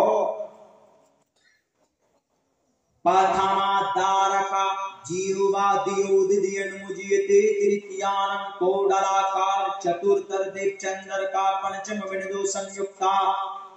पथमादारका, पहले नंबर पर सीधे खड़े हो जाओ, दियोदियन मुजियते थोड़ा सा झुक जाओ, तृतीयानं कोडलाकार कुंडली मारकर बैठ जाओ, पंचम बिंदु संयुक्ता, तृतीयानं कोडलाकार पंचम बिंदु संयुक्ता। पांचवें नंबर पर शांति के साथ अपने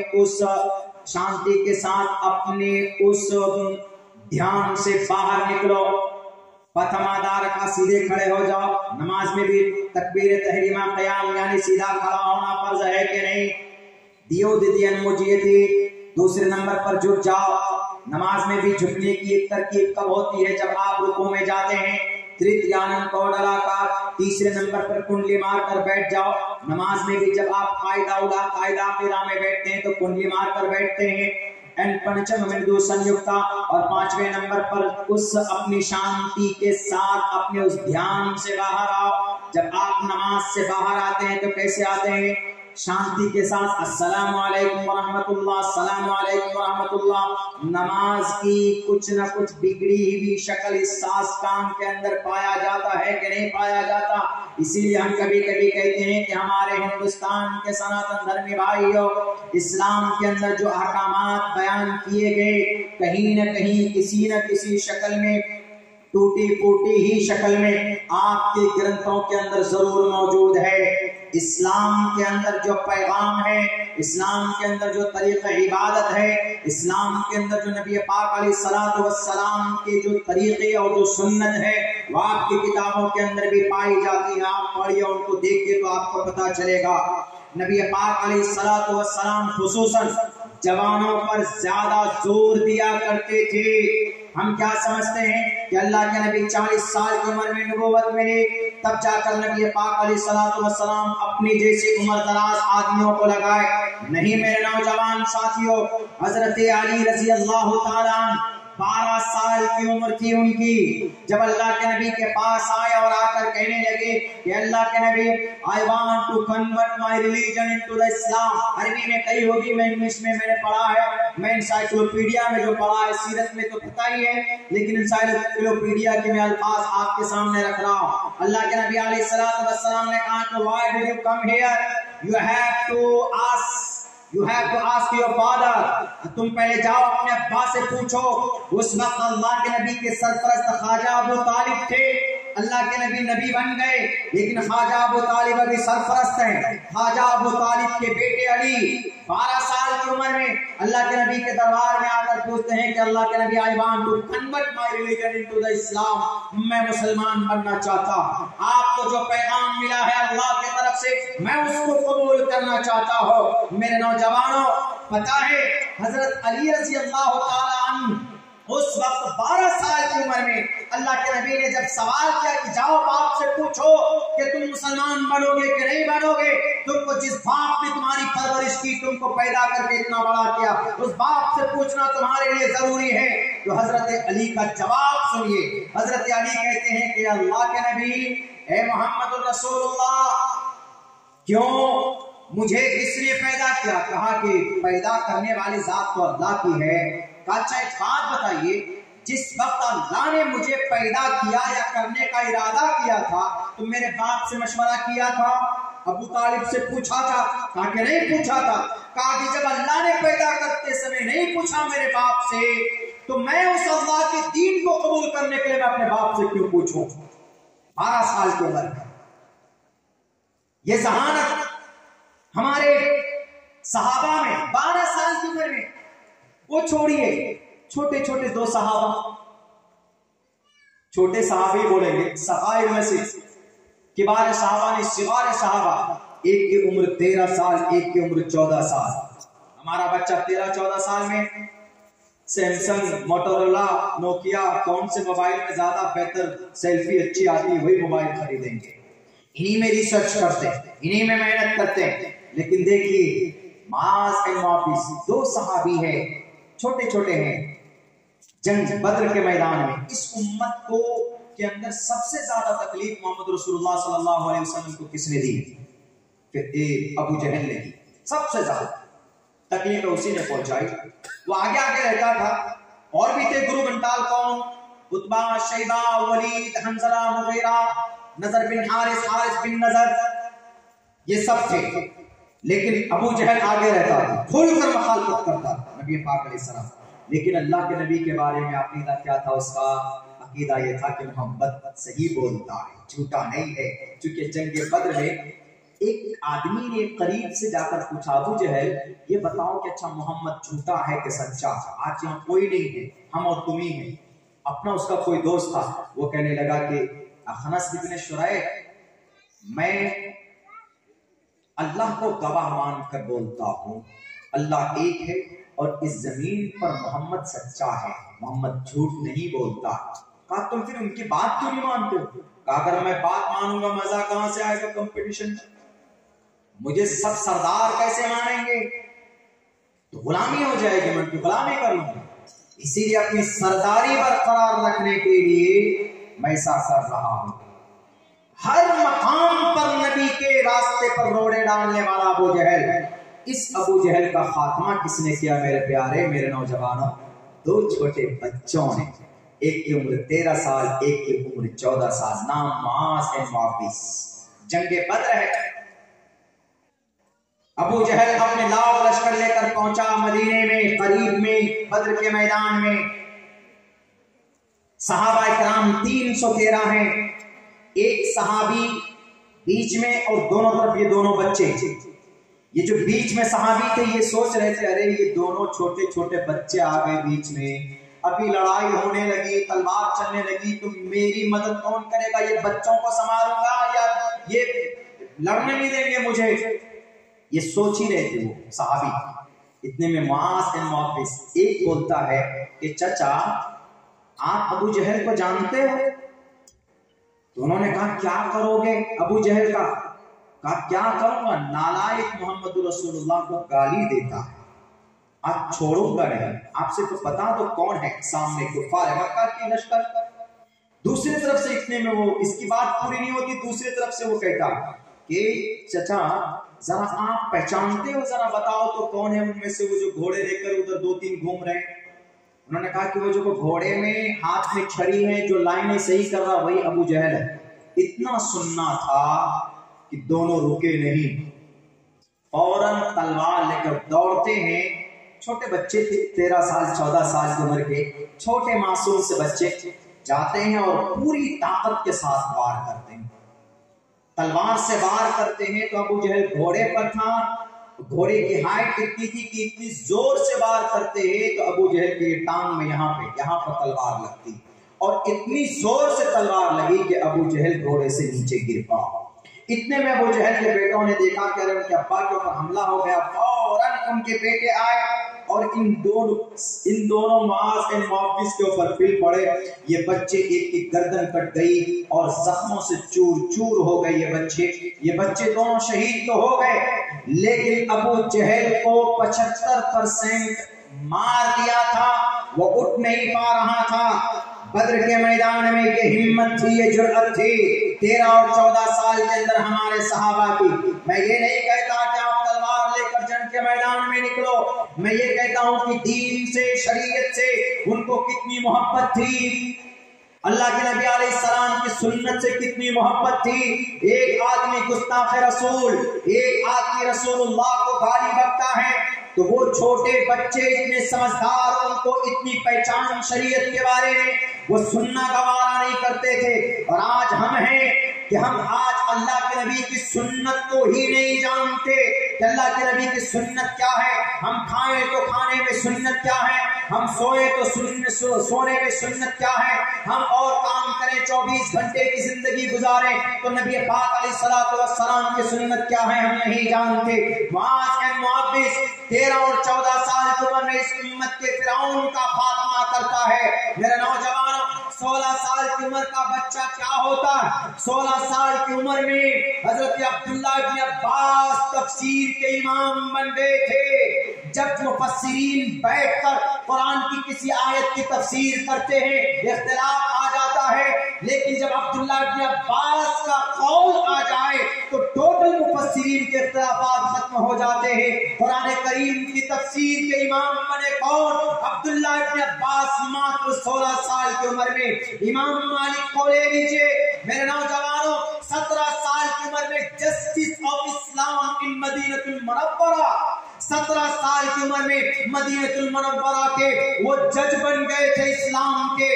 اور ابھی تاریخ کے قریب کے تاریخ کے اندر زیادہ دور مت جائیے، حجاج بن یوسف کا بھتیجا ولید بن عبد الملک کے زمانے میں راجہ طاہر کو بھارت کے اندر شکست دینے والا، بعض ہندوستان کے ہندو بھائی کہتے ہیں کہ راجہ طاہر پر ظلم کیا تھا محمد بن قاسم الثقفی نے۔ محمد بن قاسم الثقفی کی عمر 17 سال تھی۔ محمد بن قاسم الثقفی جنہوں نے اس دیش کے اندر اسلام کا جھنڈا نہیں بلکہ کامیابی کا جھنڈا پہلی مرتبہ گاڑ دیا تھا، وہ محمد بن قاسم تھے جن کی عمر صرف 17 سال تھی۔ راجہ طاہر نے لوٹا تھا پہلے کچھ کیرلا کا काली कट का कोई बादशाह इस्लाम से मुतासिर होकर अमीरुल मोमिनीन वलीद बिन अब्दुल मलिक को कुछ उन्होंने तोहफे ताइफ भेजे थे, तो बीच में सिंध में ये राजा ताहिर ने लूट लिया था।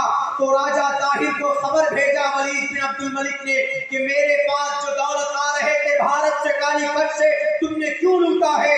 राजा ताहिर ने कहा कि अगर तुम्हारे बाजुओं में ताकत है तो तुम मुझसे लड़ाई करके छीन लो।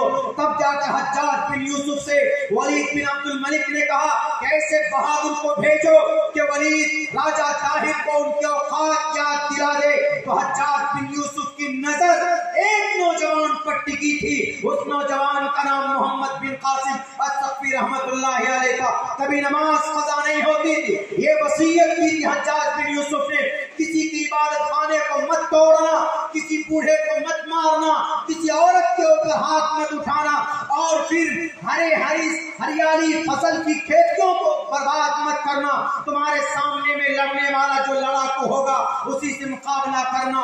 ये उस वक्त में रियायत होती थी, फौजी में लड़ते थे। लेकिन आज जंग होती है, निहत्थों के ऊपर बम बरसाया जाता, 35,000 टन बारूद बरसाया गया है। अभी पिछले 65 दिनों के अंदर गजा पट्टी के ऊपर जालिमों ने, इन यहूदियों ने, इन जुडाइज्म ने, आज कोई दुनिया के अंदर कहने वाला नहीं है कि तुमने 25,000 मासूम औरतों को और 5,000 मासूम बच्चों को तुमने बारूद डालकर दफन कर दिया है।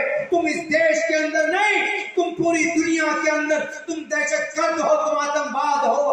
तुमको लड़ना है, लड़ो हमास के मुजाहिदीन से, लेकिन मासूम इंसानों को कत्ल करके अपने आप को हीरो समझते हो। ये देश नहीं, ये कानून जंग के खिलाफ है। मोहम्मद बिन कासिम आते हैं, राजा ताहिर से मुकाबला करते हैं, राजा ताहिर को 5 दिन के अंदर उनकी औकात याद दिला देते, तब जाकर लड़ाई फाइनल हो जाती। मोहम्मद बिन कासिम अस्सफ़ी 17 साल की उम्र में वादिये सिंध में कामयाबी का झंडा गाड़ते हैं और फिर वापस चले जाते हैं। कितनी उम्र थी मेरे नौजवानों? मात्र 17 साल की उम्र। और हमारे 17 साल की उम्र का बच्चा हमारे नबी के बारे में नहीं जानता। कोई वेब सीरीज आ जाए, अरे पाकिस्तान का पड़ोसी मुल्क का एक वेब सीरीज बहुत फेमस है, हमारी माएँ बहनें भी इसमें आगे रहती हैं। रोल मॉडल आपका अगर कोई हो सकता है, हमारे माँ बहनों के लिए भी, हमारे नौजवानों के लिए भी कोई शक नहीं है, अल्लाह के नबी अलैहिस्सलातु वस्सलाम की जिंदगी और आपके सहाबा की जिंदगी। इसीलिए कहा गया अस्हाबी कन नुजूम बिअय्यिहिम इब्तदैतुम इब्तदैतुम। अल्लाह ने सिर्फ कुरान और हदीस में नहीं, बल्कि सहाबा किराम के बारे में संस्कृत जुबान में भी कहा। पूरी एशिया महाद्वीप में जो संस्कृत पढ़ने वाले, चतुर्भिर भ्रातृभिर्दैव करिष्यामि कलिक्ष्यम, मैंने भी हदीस पढ़ी, अस्हाबी कन नुजुम बिअय्यिहिम इब्तदैतुम इब्तदैतुम, मेरे सहाबा सितारों के मानिंद हैं, जिसकी भी इब्तिदा करोगे कामयाब हो जाओगे। अल्लाह के नबी फरमाते हैं संस्कृत में, चतुर्भिर भ्रातृभिर्दैव करिष्यामि कलिक्ष्यम, चतुर्भिर भ्रातृभिर्दैव, 4 गुरु ज्ञानी जो हमेशा अंतिम महर्षि के साथ रहते थे, हमेशा उनमें से किसी एक की भी पैरवी कर लोगे, करिष्यामि कलिक्ष्यम, तो आने वाले वक्त में कामयाबी तुम्हारी कदम चुमेगी। वो 4 कौन? खुलाफाए राशिदीन, अबू बकर, उमर, उस्मान और अली। देखिए संस्कृत कुरान और हदीस के अंदर इतने श्री रामचंद्र जी, रावण या और दूसरे खुराफाती जितने भी दुनिया के अंदर, क्रिश्चियनों के अंदर, जुडाइज्म के अंदर, कन्फ्यूशनिज्म के अंदर और जैन के अंदर, बौद्ध के अंदर जो अकीदे की गड़बड़ी है, उसकी पैरवी के बारे में कुरान 7 लफ्जों में कहता है। किसी की भी पैरवी कर लो, नहीं पहुंच सकते तो, लेकिन एक इंसान की पैरवी कर लो, अल्लाह और उसके रसूल की पैरवी कर लो, फकद फास, उलमा जानते हैं मन अता अल्लाह व रसूल, ये नहीं कहा कि मन अता सलमान शाहरुख खान, नहीं कहा। कल के बच्चे मनहूस कौम के लिए रोल मॉडल नहीं, कौम के जवानों को बिगाड़ते हैं, फिल्में बनाते हैं, क्या औरियानियत होती है, वेब सीरीज बनता है, क्या औरतों के लिए वही सास बहू, वही घर में झगड़ा, फैशन। बेहतर जिंदगी अगर कहीं है मन अता अल्लाह व रसूल, अल्लाह रोल मॉडल नहीं है, अल्लाह तबारक व तआला रोल मॉडल नहीं है, मतलब अल्लाह का कोई अमल आप नहीं देख सकते। इसीलिए अल्लाह तबारक व तआला ने कहा फरमान मेरा होगा, तरीका मोहम्मद का होगा। इसीलिए जो इंसान अल्लाह के फरमान के मुताबिक अल्लाह और उसके रसूल दोनों की इत्तिबा कर लेगा, फक़द फाज़। ये कद है अरबी में, जब ये माजी में दाखिल होता है तो ये यकीन का माना देता है, यकीन का, यकीनन वो कामयाब हो गया जिसने अल्लाह और उसके रसूल को माना। जैसे कोई इंसान यूपीएससी में कामयाब हो गया, कहते भाई कामयाब हो गया, रिजल्ट मिल गया, चलो डीएम बन गए, यू विल बी सिलेक्टेड, तुम 1 महीने के अंदर में डीएम बन जाओगे, कामयाब हो गया। तो ऐसे ही इस्लाम में कहा गया जो आदमी अल्लाह और उसके रसूल को मान लेता है, पैरवी कर लेता है, फक़द फाज़, यकीनन वो कामयाब हो गया है, उसमें कोई शक ही नहीं है उसके कामयाबी में। और मेरे भाइयों, जब आप मेरे नौजवानों, जब कोई आप अपनी जिंदगी के अंदर ऐसा इनकलाबी पहलू उठाते, कदम उठाते हैं, तो अल्लाह तबारक व तआला आपको मिसाल बनाता है। मैंने अभी कुरान करीम के अंदर एक आयत पढ़ी, असहाबे कहफ, कौन थे वो? बूढ़े थे? नहीं, जवान थे, पैसे वाले थे, बहुत पैसे, सरदारों के बेटे थे असहाबे कहफ, ज्यादा नहीं थे, बहुत थोड़े थे, लेकिन उन्होंने अल्लाह के अकीदे के खिलाफ जो बादशाह आवाज बुलंद कर रहा था उसके खिलाफ खड़ा हो गया।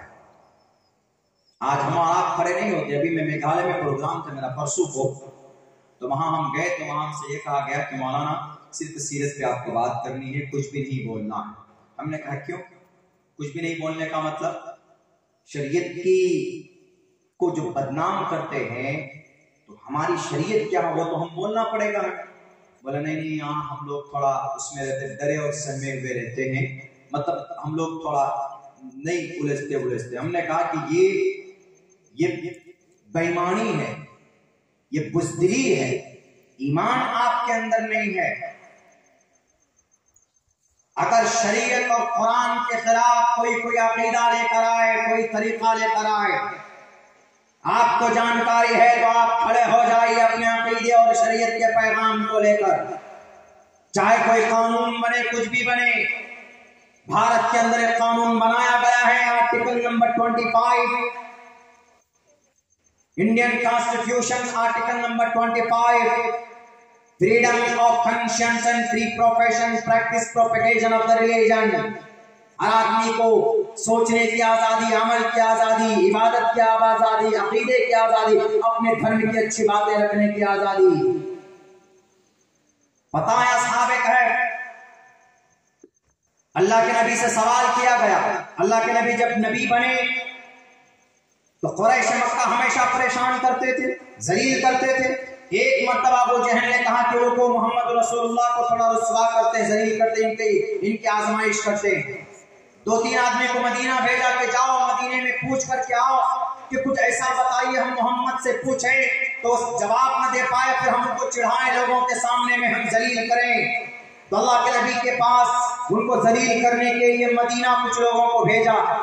जब मदीने में गए वो लोग, तो मदीने में कुछ यहूदी आलिम थे जो उनकी किताब तौरात और इंजील के अंदर जो उनकी नबी के बारे में पेशीन गोई, नबी के बारे में बातें कही गई थी, पहले के वाकयात। तो असहाबे कहफ का वाकया भी पहले का था, लेकिन तौरात और इंजील में ये मज़कूर था।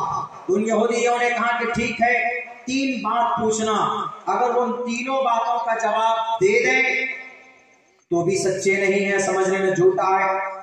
उनमें से एक का जवाब दें, 2 का ना दे तो भी समझ लेना वो झूठा है।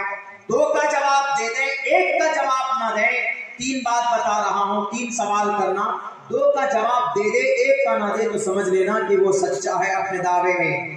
तो 3 सवाल क्या था? एक सवाल था रूह के बारे में कि जाओ पूछना कि रूह क्या है, और दूसरा सवाल ये पूछना कि बताओ शख्स के बारे में कि जो आदमी मशरिक से मगरिब तक पूरी दुनिया का सफर किया हो, हुकूमत की हो, कौन है वो। और तीसरे उन लोगों के बारे में पूछो कि जो एक गार में जाकर छुप गए थे शिर्क के खिलाफ लड़ते लड़ते, बादशाह के खिलाफ, लेकिन कभी भी सर को नहीं झुकाया था। बताओ वो कौन लोग हैं। जब वो लोग ये तीनों सवाल लेकर आए मोहम्मद रसूलुल्लाह के पास, आप अलैहिस्सलाम से पूछा कि मोहम्मद इब्न अब्दुल्लाह, अपने आप को नबी बोलते हो, हमें जरा अच्छा बताओ, तुम तो नबी हो, तुम पर वही आती है, तो तुमको तो तुम्हारा अल्लाह बता देगा। ये 3 सवाल है, रूह क्या है, और कौन सा शख्स है जिसने पूरी दुनिया का सफर किया, और तीसरे उन लोगों के बारे में बताओ जो गार में जाकर छुप गए थे। तो अल्लाह के नबी अलैहिस्सलाम ने कहा कि मैं अभी नहीं, मैं कल बताऊंगा। इतना बोले, कल बताऊंगा। तो अब अल्लाह के नबी सोच रहे थे कि इस बीच में वही आ जाएगी, अल्लाह तबारक व तआला की तरफ से हमें ये खबर दे दी जाएगी, मैं बता दूंगा। लेकिन आप ये कहना भूल गए इंशाअल्लाह। आप नहीं बोले, कहते हैं ना कि भाई मैं इंशाअल्लाह आ जाऊंगा, इंशाअल्लाह कल बता दूंगा, इंशाअल्लाह बोलते हैं, ये वहीं से है। अल्लाह के नबी नहीं बोले। तो 15 से 40 दिन के बीच में कहा जाता है 15 दिन या 40 दिन तक वही बंद हो गई, फरिश्ते का आना बंद हो गया। अब ये कुफ्फार मक्का चिढ़ा देते, देखो अपने आप को नबी बोलता है, 15-20 दिन हो गए अभी तक सवाल का जवाब नहीं बताया गया, कोई मत मानो इनकी बातों को, मोहम्मद इब्न अब्दुल्लाह की बातों को। 15 दिन के बाद हजरत जिब्रील अमीन आकर सबसे पहले कहते हैं कि भाई मोहम्मद रसूलुल्लाह, आप किसी भी चीज के बारे में ये मत कहिए कि मैं कल बताऊंगा या कल करूंगा या कल कहूंगा, लेकिन उसके साथ जोड़िए इंशाअल्लाह। इसीलिए कहा जाता है कोई भी काम कीजिए, नेक काम, बुरा काम नहीं। पता चला आप चोरी करने जा रहा होता है कि इंशाअल्लाह मैं कल चोरी करूंगा, इंशाअल्लाह मैं कल मोबाइल के अंदर पबजी गेम खेलूंगा, इंशाअल्लाह मैं किसी को गाली दूंगा, इंशाअल्लाह मैं शराब पीऊंगा। नहीं, ये नहीं होना चाहिए। नेक काम, अच्छे काम, इंशाअल्लाह मैं कल ये काम करूंगा, इंशाअल्लाह मैं कल आऊंगा, इंशाअल्लाह मैं कल बताता हूं, इंशाअल्लाह। वला तक़ूलन्ना लिशैइन इन्नी फ़ाइलुन ज़ालिका गदा इल्ला इन शाअल्लाह। इंशाअल्लाह बोलिए तो बैरकत। तब वहां पर अल्लाह के नबी अलैहिस्सलाम ने कहा, उन्होंने पूछा था रूह के बारे में, तो अल्लाह तबारक व तआला के जरिए से वही आई, ए नबी आपसे रूह के बारे में पूछते हैं तो आप बोल दीजिए कि रूह मेरे रब की चीज है, मेरे रब का फरमान है। मुकम्मल क्लियर ने किया, वयसअलूनका अनिर रूह कुल रूह मिन अम्रि रब्बी, इसको मुबहम रखा, यानी उनको समझ में नहीं आया, इस सवाल का जवाब कंप्लीट नहीं हुआ। दूसरा सवाल था कि अस्हाब कहफ कौन है, तो अस्हाब कहफ के बारे में अल्लाह तबारक व तआला की तरफ से पूरी सूरत नाजिल की गई 15 पारे के अंदर। मेरे नौजवानों, आप जुमे के दिन फर्स्ट शो देखते हैं फिल्में, जुमे के दिन अगर कोई सूरे कहफ को पढ़ता है, तिलावत करता है, हजरत अली करमल्लाहु वजह फरमाते कि अल्लाह के नबी अलैहिस्सलाम का फरमान है, अगर कोई सूरे कहफ को जुमे के दिन पढ़ता है तो 8 दिन तक हर परेशानी, हर फितना फसाद से अल्लाह उसकी हिफाजत करेगा। अगर दज्जाल भी आ जाए तो दज्जाल के फितने से भी महफूज रखेगा। दूसरी जगह पर है कि अगर कोई सूरे कहफ की 10 आयतों को, शुरू की 10 आयतों को पढ़ता है जुमे के दिन, तो अल्लाह तबारक व तआला उनकी टोटल, अल्लाह तबारक व तआला उनको दज्जाल के फितने से महफूज रखता है। कितने नौजवान हैं जो जुमे के दिन सूरे कहफ की तिलावत करता हो। अल्हम्दुलिल्लाह नाचीज अब्दुल्ला सालिम का मामूल है, जुमे के दिन मैं मुकम्मल तौर पर सूरे कहफ पढ़ने की कोशिश करता हूं, आप भी पढ़ने की कोशिश करो। जहां पर जुमे के दिन फिल्में देखते, जुमे के दिन फिल्म रिलीज की जाती, जुमे के दिन कोई भी वेब सीरीज आपके टोटल वेबसाइट के अंदर अपलोड किया जाता है। क्यों? शनिचर के दिन क्यों नहीं किया जाता? मंगल के दिन क्यों नहीं किया जाता? और संडे के दिन पूरे भारत के अंदर छुट्टी होती है, एशिया महाद्वीप में छुट्टी होती, लेकिन संडे को फिल्में रिलीज नहीं होती है, जुमे के दिन रिलीज की जाती। जरा समझते हैं साजिश, ये साजिश यहूदियों की। फिल्में बनाता डायरेक्टर है, प्रोड्यूसर है, लेकिन उन फिल्मों को रिलीज करने वाली कंपनी होती। हमारे भारत के अंदर जो बॉलीवुड है, इन बॉलीवुड के अंदर टी सीरीज है, वीनस है और न मालूम कौन कौन सी कंपनी। ये कंपनी डायरेक्टर से करोड़ों में फिल्म खरीद कर फिर ये फैसला करते हैं कि हमें जुमे के दिन ही रिलीज करना। जुमे के दिन वो भी 3 बजे से नहीं, 6 बजे से नहीं, 9 बजे रात से नहीं, बल्कि 12 बजे दिन से ये फिल्में रिलीज की जाती है। साजिश ये है कि जुमे के दिन मुसलमान नमाज पढ़ता है, फिल्में रिलीज करोगे तो तकरीबन 50% नौजवान जुमे की नमाज नहीं पढ़ेगा, फिल्म के हॉल के अंदर नजर आएगा। आपके ईमान को खोखला करने के लिए यहूदियों की तरफ से ये साजिश है। और मार्वल, टी सीरीज, वीनस, ये सारी कंपनियां इनकी इन यहूदी नालायकों की है। ये लोग आपके ईमान को खोखला करना चाहते। नबी पाक अलैहिस्सलातु वस्सलाम सूरे कहफ नाजिल किया जाता और कहा गया कि असहाबे कहफ कौन थे। मुख्तसरन असहाबे कहफ के बारे में बताता हूँ। बड़े रईस घराने के नौजवान थे, लेकिन देखा कि उनका बादशाह जो दकियानूस था वो कहता था कि अल्लाह के अलावा मेरी इबादत करो, मैं तुम्हारा बादशाह हूँ। उन नौजवानों ने, जवान थे, वक़ालत फित्यतुन आमनू बिरब्बिहिम वज़िदनाहुम हुदन वरबतना अला क़ुलूबिहिम इज़ क़ामू फ़क़ालू रब्बुना रब्बुस समावाति वल अर्ज़। उन नौजवानों ने कहा बादशाह से, ऐ बादशाह, मैं तुम्हारे दीन को, तुम्हारे खुदा को और तुमको खुदा नहीं मानता, हम उस खुदा को मानते हैं जिन्होंने मणि के नापाक कतरे से इस जमीन पर खूबसूरत इंसान बनाया, जो सूरज को मशीद से तुलू करता है, मगरिब में गुरूब करता है, जिसने आसमान और जमीन को पैदा किया, चांद सूरज को पैदा किया, जिसने तुमको इंसान बनाया, तुमको 9 महीने के अंदर माँ के पेट में रखा, वहां पर तुमको ग़िज़ा दी है। हम उनको खुदा मानते हैं, हम खुदा उसको मानते हैं जिसने 6 करोड़ 30 लाख मुरब्बा मील के इलाके में इस जमीन को पैदा किया। हम खुदा उसको मानते हैं जिसने 14 करोड़ 6 लाख मुरब्बा मील के इलाके के अंदर समंदर को पैदा किया। हम खुदा उसको मानते हैं जो एक प्लैनेट के अंदर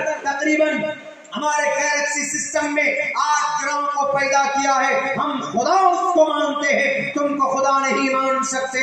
वो बादशाह ने कहा, अगर खुदा नहीं मानोगे तो कत्ल कर दिए जाओगे। वो नौजवान अपने गांव से शिर्क के खिलाफ, बादशाह के खिलाफ, बददीनी के खिलाफ निकल कर एक दरख्त के नीचे जाकर बैठ जाते हैं, वहां मशवरा करते हैं। एक दूसरे से पहले बात नहीं करते थे, लेकिन जब बात हुई तो अल्लाह तबारक व तआला से दुआ की। वक़ाल फित्यतुन आमनू बिरब्बिहिम वज़िदनाहुम हुदन वरबतना अला क़ुलूबिहिम। जब आप अल्लाह के लिए अपनी जिंदगी कुर्बान करते हैं तो आप जमीन पर कोई भी दुआ करोगे तो इंशाअल्लाह तबारक व तआला अल्लाह आसमान पर आपकी दुआ को कबूल करेगा। उन नौजवानों ने दुआ की, आमनू बिरब्बिहिम, अल्लाह, उन्होंने अपने रब पर ईमान लाया, वज़िदनाहुम हुदन वरबतना अला क़ुलूबिहिम, और अल्लाह ने उनके ईमान को तक़वीयत दी और उनके दिल को जमा दिया है अल्लाह तबारक व तआला ने, और उनको एक गहरे गार के अंदर अल्लाह तबारक व तआला ने सुला दिया और वो कई सौ साल तक सोते रहे वहां पर। आखिर में कई सौ साल के बाद वो जागते हैं। उनके बाद को बादशाह, दूसरे बादशाह का जमाना आता है। उन बादशाह को जब पता चलता है, खाने के लिए जब ये जाते हैं, पहले की करेंसी को लेकर बादशाह को पता चलता है कि किसी जमाने का कोई आदमी आया है, उनके पास पुरानी करेंसी मौजूद है। वो बादशाह के पास आप बुलाए जाते हैं। वो बादशाह जो कई सौ साल बाद विराजमान हुए कुर्सी पर आए, तो उन्होंने उनके लिए मस्जिद बना कर दी। इसमें इख्तिलाफात हैं कि वो खार है कहां पर, लेकिन इतना जरूर है, जब कोई अल्लाह के लिए कुर्बानी देता, जब कोई अल्लाह के लिए अपनी जवानी को खर्च करता, जब कोई अल्लाह के लिए, अल्लाह तबारक व तआला के लिए आवाज बुलंद करता है, तो अल्लाह तबारक व तआला इस जमीन पर भी उसकी मदद फरमाते हैं। मेरे नौजवानों, अगर फैसला करो आप कि हम सोशल मीडिया का नाजायज इस्तेमाल नहीं करेंगे, मोबाइल का गलत इस्तेमाल नहीं करेंगे, दुनिया के इन नालायकों, ये बेज़मीर बेईमान लोगों के पीछे अपनी जिंदगी को नहीं डालेंगे। अगर आप तय कर लेते हैं तो इंशाअल्लाह तबारक व तआला अल्लाह तबारक व तआला आपकी जिंदगी के अंदर देखिए कैसी रूहानियत और कैसी तक़वियत अता फरमाता है। आज दुआएं हमारी कबूल क्यों नहीं होती? उसकी वजह यही है कि हमारे आमाल बहुत बुरे हो गए। जब हमारा अमल बुरा होता है तो अल्लाह की तरफ से वबाल आता है। ज़हरल फ़साद फिल बर्रि वल बहरि बिमा कसबत ऐदीन नास। हम कहते हैं कि अरे फलां जालिम मुसल्लत कर दिया गया है। वही जो 35,000 टन बारूद गिराया गया है, 35,000 टन बारूद पिछले 65-60 दिनों के अंदर में।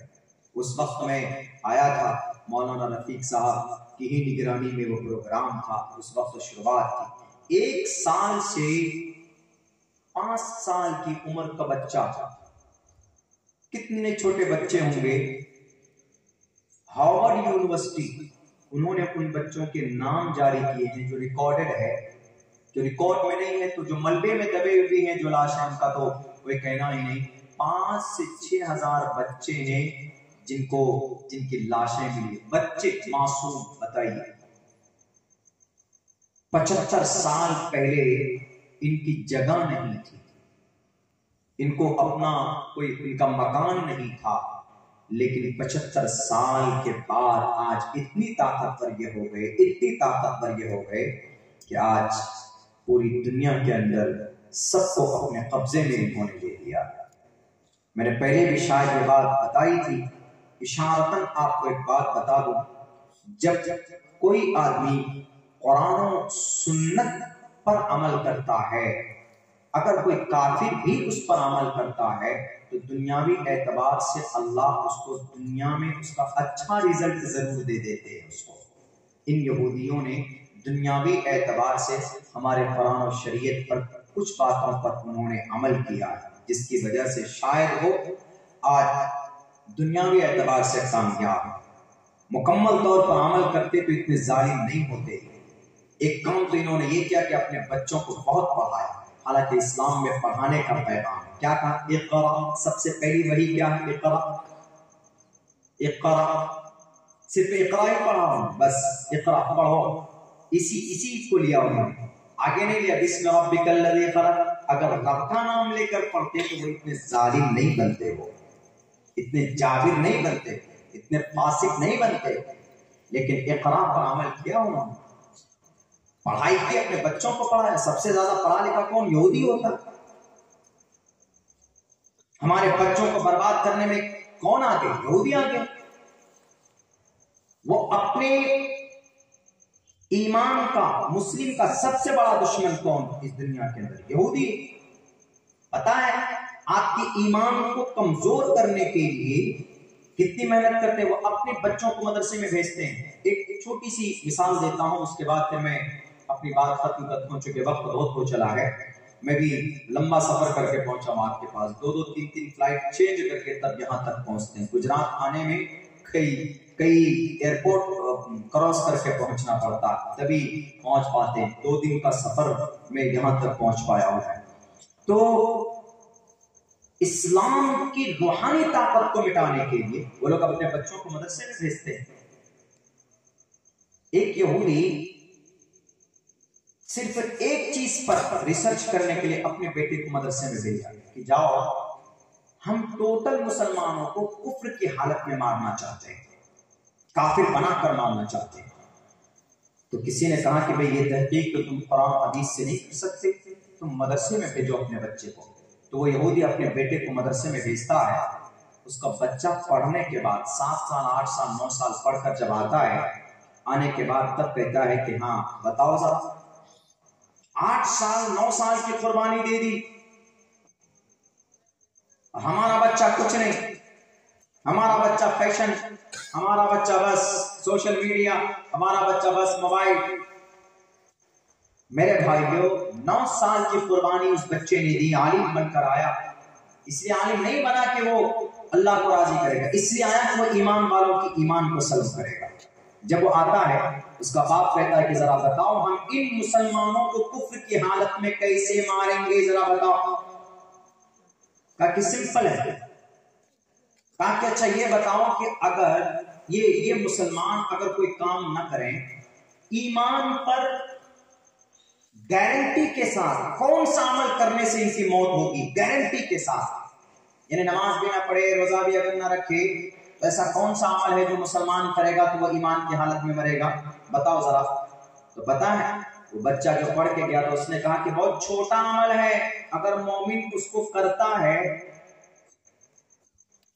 تو مرتے وقت اس کا خاتمہ ایمان پر ہوگا، وہ کفر کی حالت میں نہیں مرے گا، مومن بن کر مرے گا، بھائی پوری زندگی اس نے عبادت نہ کی ہو، لیکن اگر وہ عمل کرتا ہے۔ کہا کون سا عمل بتا؟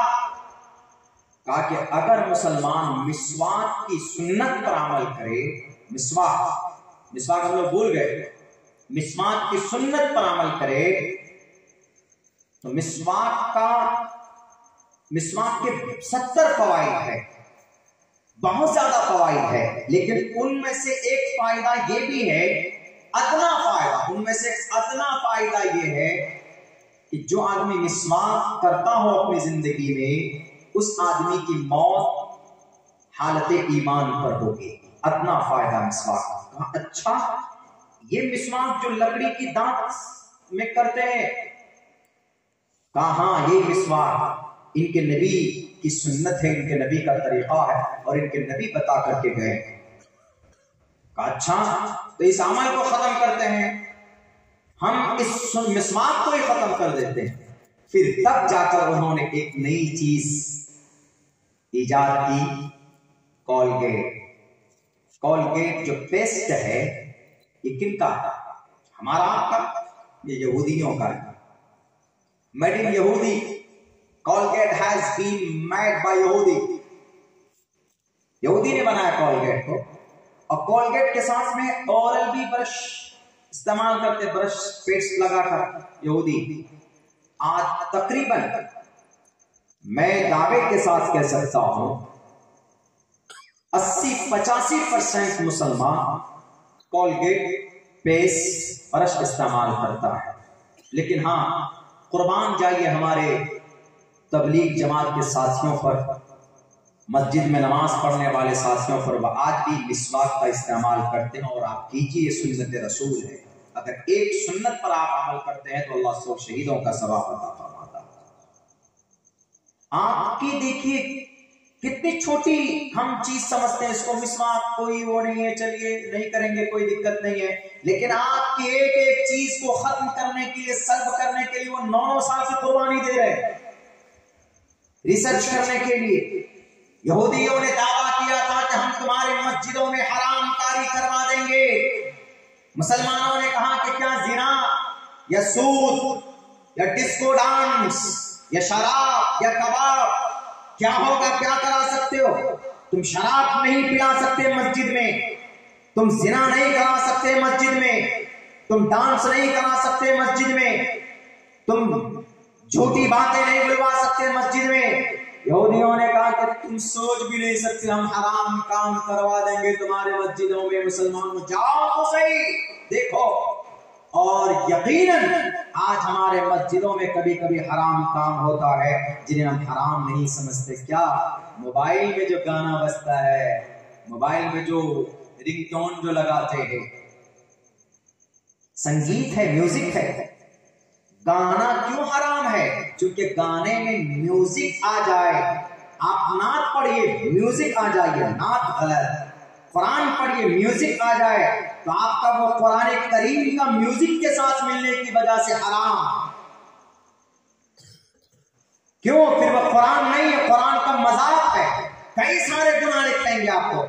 گانا میوزک کی وجہ سے حرام قرار دیا گیا۔ میوزک ایسی چیز ہے کہ اگر کہیں پر بجے کسی ساؤنڈ میں یا کسی بڑے ڈیزے میں تو آدمی کے قدم، آدمی کے کمر آٹومیٹک ہلنے لگ جاتے۔ اسی لیے حرمت جو حرام ہے، گانا سننا، سنانا، بجانا، ریکارڈ کرانا میوزک کی وجہ سے۔ اور آج ہمارے موبائلوں کے اندر अभी तो माशाअल्लाह किसी मस्जिद में तो बैठ के स्विच ऑफ कर लीजिए, साइलेंट पे कर लीजिए या साइलेंट मोड पे रखते हैं, वरना पहले जब शुरू में चला था तो कभी उधर बजना, नमाज हो रहे उधर शुरू, नमाज हो रहे उधर गाना चालू, नमाज हो रहे उधर म्यूजिक चालू। वही अंग्रेज यहूदी कामयाब हुआ कि तुम्हारे मस्जिदों में नमाजों में हराम काम करवा दूंगा, हम जिन्हें सोच नहीं सकते वो इस पर अमल करके दिखा दिया मेरे भाई। इन यहूदियों की साजिश से बचो मेरे नौजवानों, अपनी जवानी को सही काम पर लगाओ। हजरत उमर फारूक 26 साल की उम्र में मुसलमान बन गए थे, हजरत उस्मान 20 साल की उम्र में, हजरत अबू बकर सिद्दीक 35 साल की उम्र में। इसीलिए खुदा के वास्ते अपनी जवानी को, अपनी जिंदगी को अल्लाह तबारक व तआला के लिए आप कुर्बान कीजिए। इबादत के वक्त में इबादत कीजिए, नमाज के वक्त में नमाज पढ़िए। आपको अलग टाइम नहीं मांगा जा रहा है कि भाई आप हमेशा अल्लाहु अकबर या तस्बीह पढ़ते रहिए या हमेशा जमात में जाते रहिए। नहीं सीखे हैं आप कुछ कुरान और शरीयत के बारे में, अकीदे के बारे में, तो तबलीग में चले जाइए। तबलीग में जाकर जो कुछ भी सीखते हैं तो अपने घर के अंदर आकर बताइए। ऐसा नहीं कि अगर आप तबलीग में चले गए आप नमाजी बन गए, आपके घर के अंदर आपकी बीवी बाल बच्चे नमाजी नहीं है तो अल्लाह पूछेगा या खुद भी बचो, अपने घर के अंदर भी सब लोगों को बचाओ। तबलीग में जाइए इस नीयत से कि हम जाते हैं सीखने के लिए, मुबल्लिग की हैसियत समझ जाइए कि मैं जा रहा हूँ तबलीग करूंगा, लोगों को सिखाऊंगा। नहीं, अगर ये नीयत है तो आप कभी भी कामयाब नहीं हो पाएंगे। तबलीग में लगना बहुत आसान है, लगे रहना बड़ी बात है। लगे रहिए, जमकर काम कीजिए, रज़ा इलाही के लिए काम कीजिए, अपने माशरे के अंदर तब्दीली लाने के लिए काम कीजिए। इंशाअल्लाह तबारक व तआला एक दिन वो आएगा जब अल्लाह तबारक व तआला ने हजरत फातिमा से कहा था कि फातिमा अपने बाप को इस हालत में देख रहे हो, गवाह रहेगा ये करीमा अल्लाह तबारक व तआला क़यामत आने से पहले हर कच्चे पक्के मकान तक दाखिल करा देगा। हम और आपके अगर उसका जरिया और सबब बन जाए तो मेरे भाई वो जिंदगी संवर जाएगी। इन यहूदियों के शोबदेबाजी से और इनके मकर फरेब से और इनके खुशहाल जिंदगी से और इनकी जदीद टेक्नोलॉजी से मुतासिर होकर इनके गुलामी में मत आइए। अपनी जिंदगी को सुन्नत रसूलुल्लाह के मुताबिक, अज़वाज मुतहहरात के मुताबिक हमारी समाज के माए बहनें गुजारेंगे तो इंशाअल्लाह आपके कोख से शाह वलीउल्लाह जैसा मुहद्दिस पैदा होगा, आपके कोख से ख्वाजा मोइनुद्दीन चिश्ती जैसे अल्लाह का वली पैदा होगा, आपके कोख से मौलाना कासिम नानोतवी जैसा बहादुर पैदा होगा, आपके कोख से जुनैद बगदादी जैसा अल्लाह का वली पैदा होगा, आपके कोख से मौलाना अब्दुल रशीद गंगोही जैसा फकीह पैदा होगा, आपके कोख से इमाम अबू हनीफा इमाम आजम जैसा फकीह पैदा होगा, आपके कोख से इमाम मालिक जैसा जस्टिस ऑफ इस्लाम पैदा होगा, आपके कोख से इमाम शाफी जैसा मुत्तकी पैदा होगा, आपके कोख से इमाम अहमद बिन हंबल जैसा आलिम दीन पैदा होगा, आपके कोख से इमाम गज़्ज़ाली जैसा फलसफी पैदा होगा। अगर आप अज़वाज मुतहहरात के मुताबिक अपनी जिंदगी के अंदर प्रोग्रेस करें, अमल करें। अल्लाह से दुआ करता हूँ कि अल्लाह तबारक व तआला कहने सुनने से ज्यादा हम तमाम नौजवानों को, मुस्लिम भाई बहन को, हमारी माँ और बहनों को, हमारे नौजवान तबके को, साबिक नौजवान तबके को, इन सब के लिए दुआ करता हूँ कि अल्लाह तबारक व तआला अपनी कीमती जिंदगी को नबी की सुन्नत के मुताबिक गुजारने की तौफीक दे और अल्लाह के हुक्म के मुताबिक अपनी जिंदगी गुजारने की तौफीक अता फरमाए। बहुत बहुत शुक्रिया, जज़ाकल्लाह। अस्सलामु अलैकुम व रहमतुल्लाहि व बरकातहू।